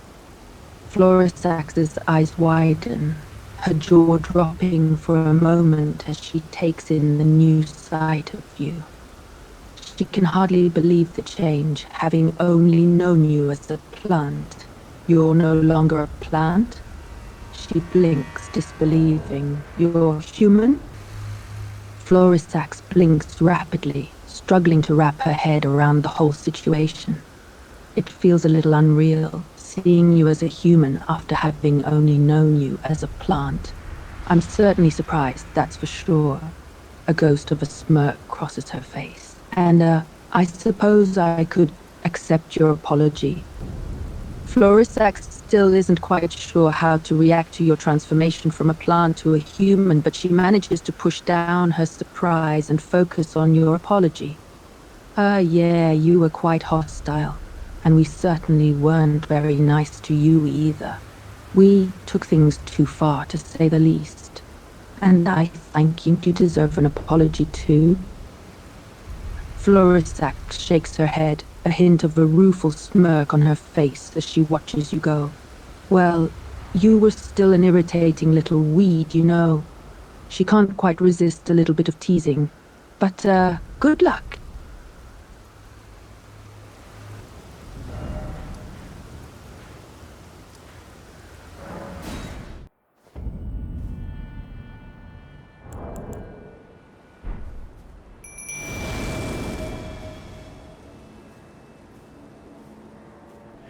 Yeah, I carried you away when I turned myself a human. I apologized for the Dragon Priestess for my rudeness and hostility that was uncalled for and was source for this conflict. Yet I appreciate the eternal events that you by yourselves decided to turn away from the torment and apologize. So the recompense was extremely desirable outcome. Lieutenant blinks in surprise, her eyes widening at his words. She had been so focused on her guilt and regret that she hadn't expected him to acknowledge and address it so directly, but she can't help but be relieved to hear him accept their apologies. Well, you were completely justified in being angry, I believe. We were the ones to antagonize you, so it was only right that we apologized. Well, again, sorry for throwing you at the fights that obliterated your spirit form, and pressing the salt upon the wound afterwards. Lieutenant blinks in surprise, her expression softening just a bit at his apology. She takes a deep breath to steady herself, knowing that she has to be the one to take responsibility for her own actions. No, I should be the one apologizing. We were in the wrong in the first place, tormenting you for our own amusement. Yeah, that's right, yeah. Tormenting, yeah, but yet again, we are living in lands between. We are already like beyond morals. We have battled, killed and stuff, so this is, in this context, next to nothing. But in the vacuum of the consequence and human interactions, yes, this is reasonable to apologize for what you have done, if we were to settle this as a singular thing. Lieutenant swallows hard, knowing that there's truth in his words. I understand, but still, we caused you pain and suffering, and we did it just because we could, and because we were angry and frustrated. We didn't consider your feelings at all. Just curious, what causes like two adult people like get angry at the immobile plant like that? Like, actually curious. Lieutenant lets out a sigh, knowing that it's time to face the truth. It was the little things, the way you reacted when we tormented you. How you wouldn't fight back, like you had no thoughts or cares, that you were just a thing. It was irritating, she admits finally. That is exactly what I have experienced with the things and people who seems to not react like with indifference and with a kind of as annoying and soulless politeness. I relate to that anger, so that is one more reason I have to forgive. Lieutenant's eyes widen, a jolt of surprise and remorse flashing across her face. She hadn't expected this connection, hadn't expected to be able to relate to him in this way. But there it is, the understanding and the realization that perhaps they share a common enemy. Wait, You understand? How does it feel? I turn it rude. I have tormented others, with words most likely, and just done pure battles and disposed others. I am absolutely in this context, in this situation. I have no cause to get angry or even offended. That slight thing, but I can acknowledge in the more civilized situation that would have been completely unreasonable and absolutely worthy of apology. Latenna lets out a sigh, the weight of responsibility and guilt settling on her shoulders. She feels the sting of self-recriminations, but also a strange sense of comfort in the understanding. We didn't mean to hurt you. We just let our tempers get the best of us, and it was wrong.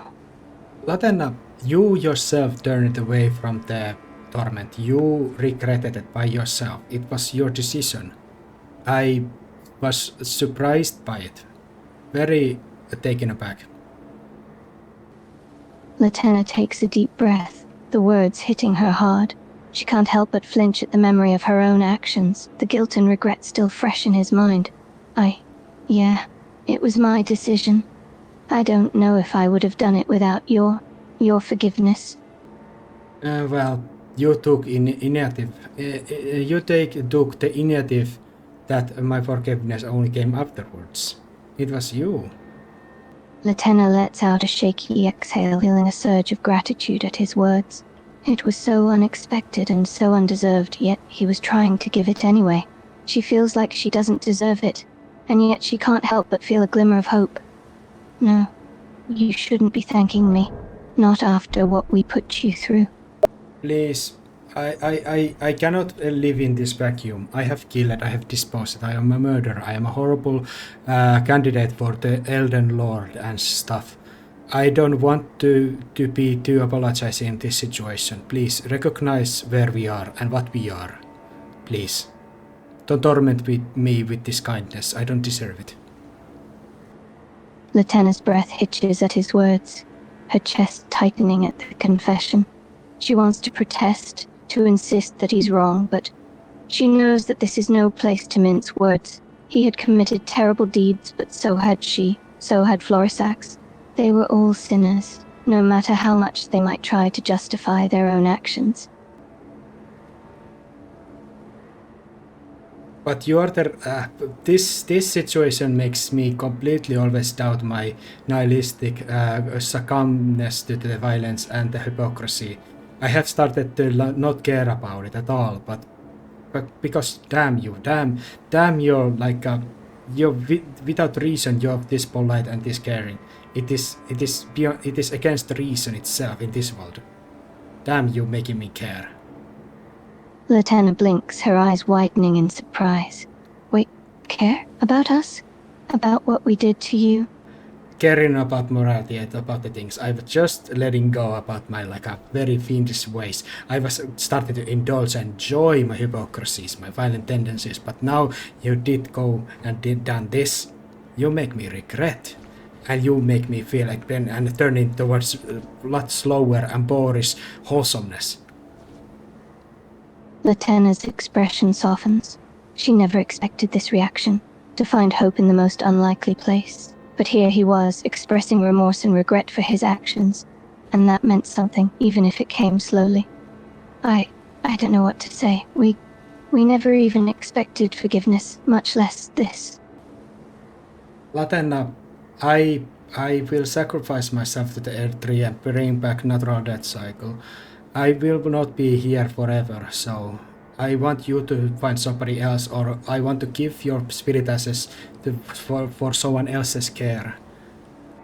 Latenna freezes. She doesn't want this. She doesn't want a world without him. Doesn't want him to put himself in danger. But at the same time, she knows that he's doing it because he cares, and that's worth something. I don't know what to say.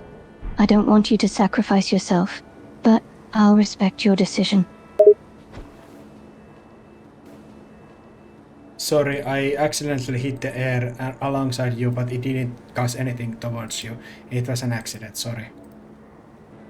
Latenna jumps at the sudden outburst, her heart thudding against her ribcage. But quickly she realizes the meaning behind these words and feels a wave of relief wash over her. I know it's okay. I'm all right. No harm done. Do you want to hug? Latenna takes a deep breath, trying to steady herself. What did you say? Nothing. I think no. I have been being very compassionate and very much trying to settle things with people that I have met here. Mostly, I think I have asked 3-4 women who I have hugged to just the embrace and softness, and with the warriors and other men, it has been more of a reasonable negotiation and stuff. I guess just my need for closeness. Latenna blinks slowly, not entirely sure how to feel. She can't help but feel a bit of jealousy at the thought of him embracing other women. But she swallows it down, knowing that this is a stupid thing to cling to. He's giving away comfort and compassion so freely, but she suddenly feels starved for that affection. She misses the feeling of his arms around her. Another thing, I am also now married to somebody that I am completely in the realm of the I'm a consort to someone else. Latenna freezes. Her eyes widen, the words hitting her like a punch to the gut. She feels a wave of something unfamiliar wash over her, jealousy perhaps. But she quickly pushes the feeling down, forcing herself to remain calm. You're married? Yes, but I don't think I want to share the name of the individual. And this is very strange. You're a third. I feel a little bit wrong about this too, because each of my spirit assets, you, Black Knife Teacher, and the Rot Knight Finlay, all of you have been succumbed to my devilish kind of aura or charm that is not natural thing. And I have turned it. Now you are the last one I turned away from, and I feel kind of I don't enjoy this kind of situation. Latenna swallows hard, feeling a mixture of emotions swirling inside her. Confusion, hurt, and something else that she can't quite identify. She takes a deep, shaky breath, trying to suppress the wave of emotions that threatens to overwhelm her. Wait, you feel wrong about this? About us? How easily Hannes's character is gonna be romantically anchoring towards other characters in this story? How he bleeds the heartbreak left and right. It's different than killing. It's different. Latenna's head is swimming with confusion and mixed emotions, her heart aching at the thought of him being with someone else. I ask you just not to feel that. Latenna blinks, surprised by the request. But she's also hurt, and she can't help but feel a pang of jealousy. You ask me? How can I just not feel something? I can't control how I feel. I have been dialogue. I have been explained. No. I just tell you. You do not feel that way about me. Or hence this day forth, you will seek something else. Latenna's heart is racing, her chest tight with the conflicting emotions swirling inside her. She can't understand how he can be so calm and logical about this. She's hurting, and the last thing she wants to hear is that she shouldn't feel anything. What? But I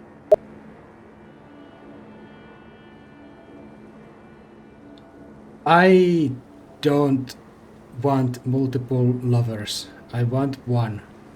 I don't want to share, especially with the spirit ashes. The power dynamic is far too much. Latenna's heart sinks at his words, a wave of hurt and rejection washing over her. It's everything she's dreading, the rejection, the loyalty to someone else. But you'd choose someone else over us? Over me?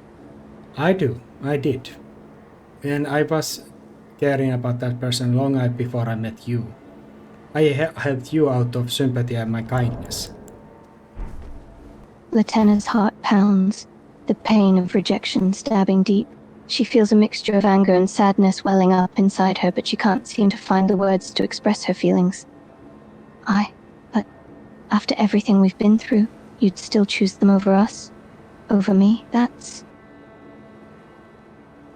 I am considering to be just mean and hurtful just to make it easier for you, but I don't find hard to do that, so I'm just saying as it is. With calm heart, with forgiveness, I want to hug you, I want to be like a very close, but I don't want to go too far. If you want to hug, I allow that. And I want to hug. I am very touch-starved person, ultimately.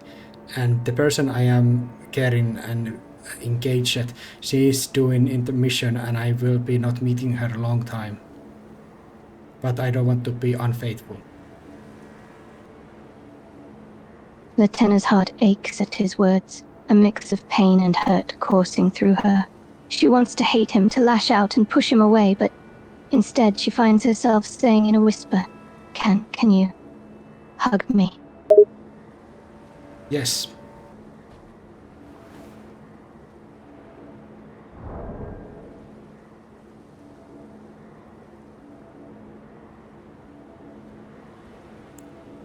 Latenna's heart feels a glimmer of comfort at his words, her entire body suddenly craving his embrace. She takes a shaky step forward, closing the distance between them, and wraps her arms around him. Her slender and more paler and colder figure always crept me out a little bit, but I am always like her kindness and her personhood is very, very, very loving and very friendly. That always like melts my natural awkwardness. Latenna's arms tighten around him, holding him close, the cold that usually surrounds her fading as she savors the comfort and warmth of the hug. She buries her face against his chest, her heart yearning for closeness.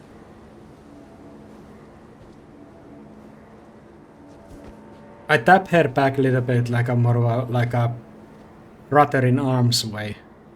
Like, yeah, buddy, it's freaking okay. It's okay.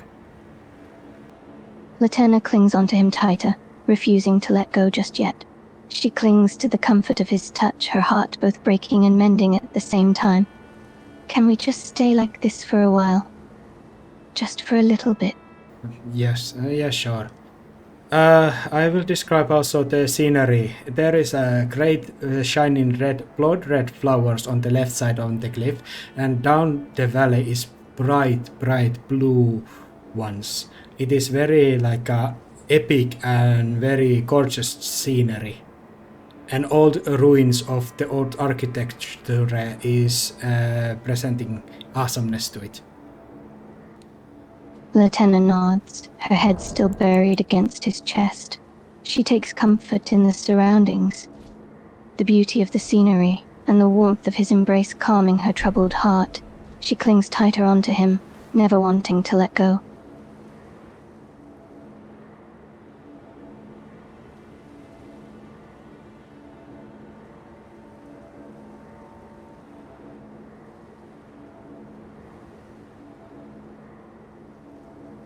This kind of sucks because I know this is more of a outside of a Lovecraftian devilish charm-like effect that my character has to other people, even though it feels completely natural. He knows it is a little bit more separate and he's a lot more awkward and silent and private in his own time. So this kind of closeness and this kind of a scenario breaks his heart a little bit also. Latenna feels the tension in his body, the faint stiffness in his arms as he hugs her. She can sense the conflict within him, the desire to cling to her, and the knowledge that this moment of closeness is temporary and bittersweet. And yes, they are gonna last there like a reasonable amount of time until she's deciding that yeah, now it's time to hunt stuff once again. Latenna clings to him a little longer, not wanting the moment to end. She knows that they can't stay like this forever. that soon they'll have to face reality once again. But for now, she savors the moment of closeness, feeling his body heat warm her cold embrace. I have no idea. Do you have an idea where I could gain the gray flowers of the ghost flowers of through the 8 through 9 to 10, so I can level up your spirit assets to the end game stature? Because you are level 7 and you are too weak for these places. Latenna takes a deep breath, gathering her thoughts. She understands the need for the flowers, but still finds it hard to let go. But she knows she must. There are places where you could gather the flowers. There is a place called the War Dead Catacombs. They grow in large quantity in the boss room, and in secret places leading up to that. Yeah. Alright.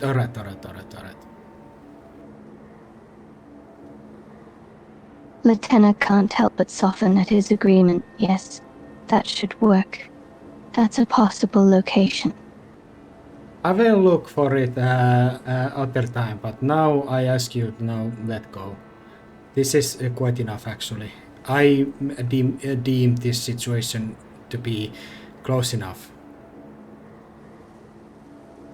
Latenna sighs, her heart resisting the idea of letting go.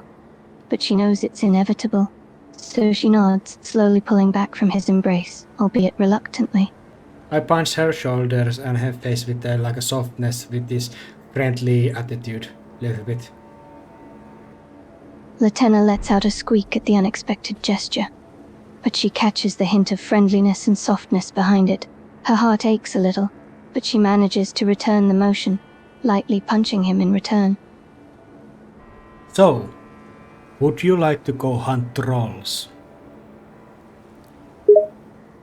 Latenna takes a moment to recover, the moment of closeness still fresh in her mind. But the mention of trolls snaps her back to focus. She nods, her fighting spirit reignited.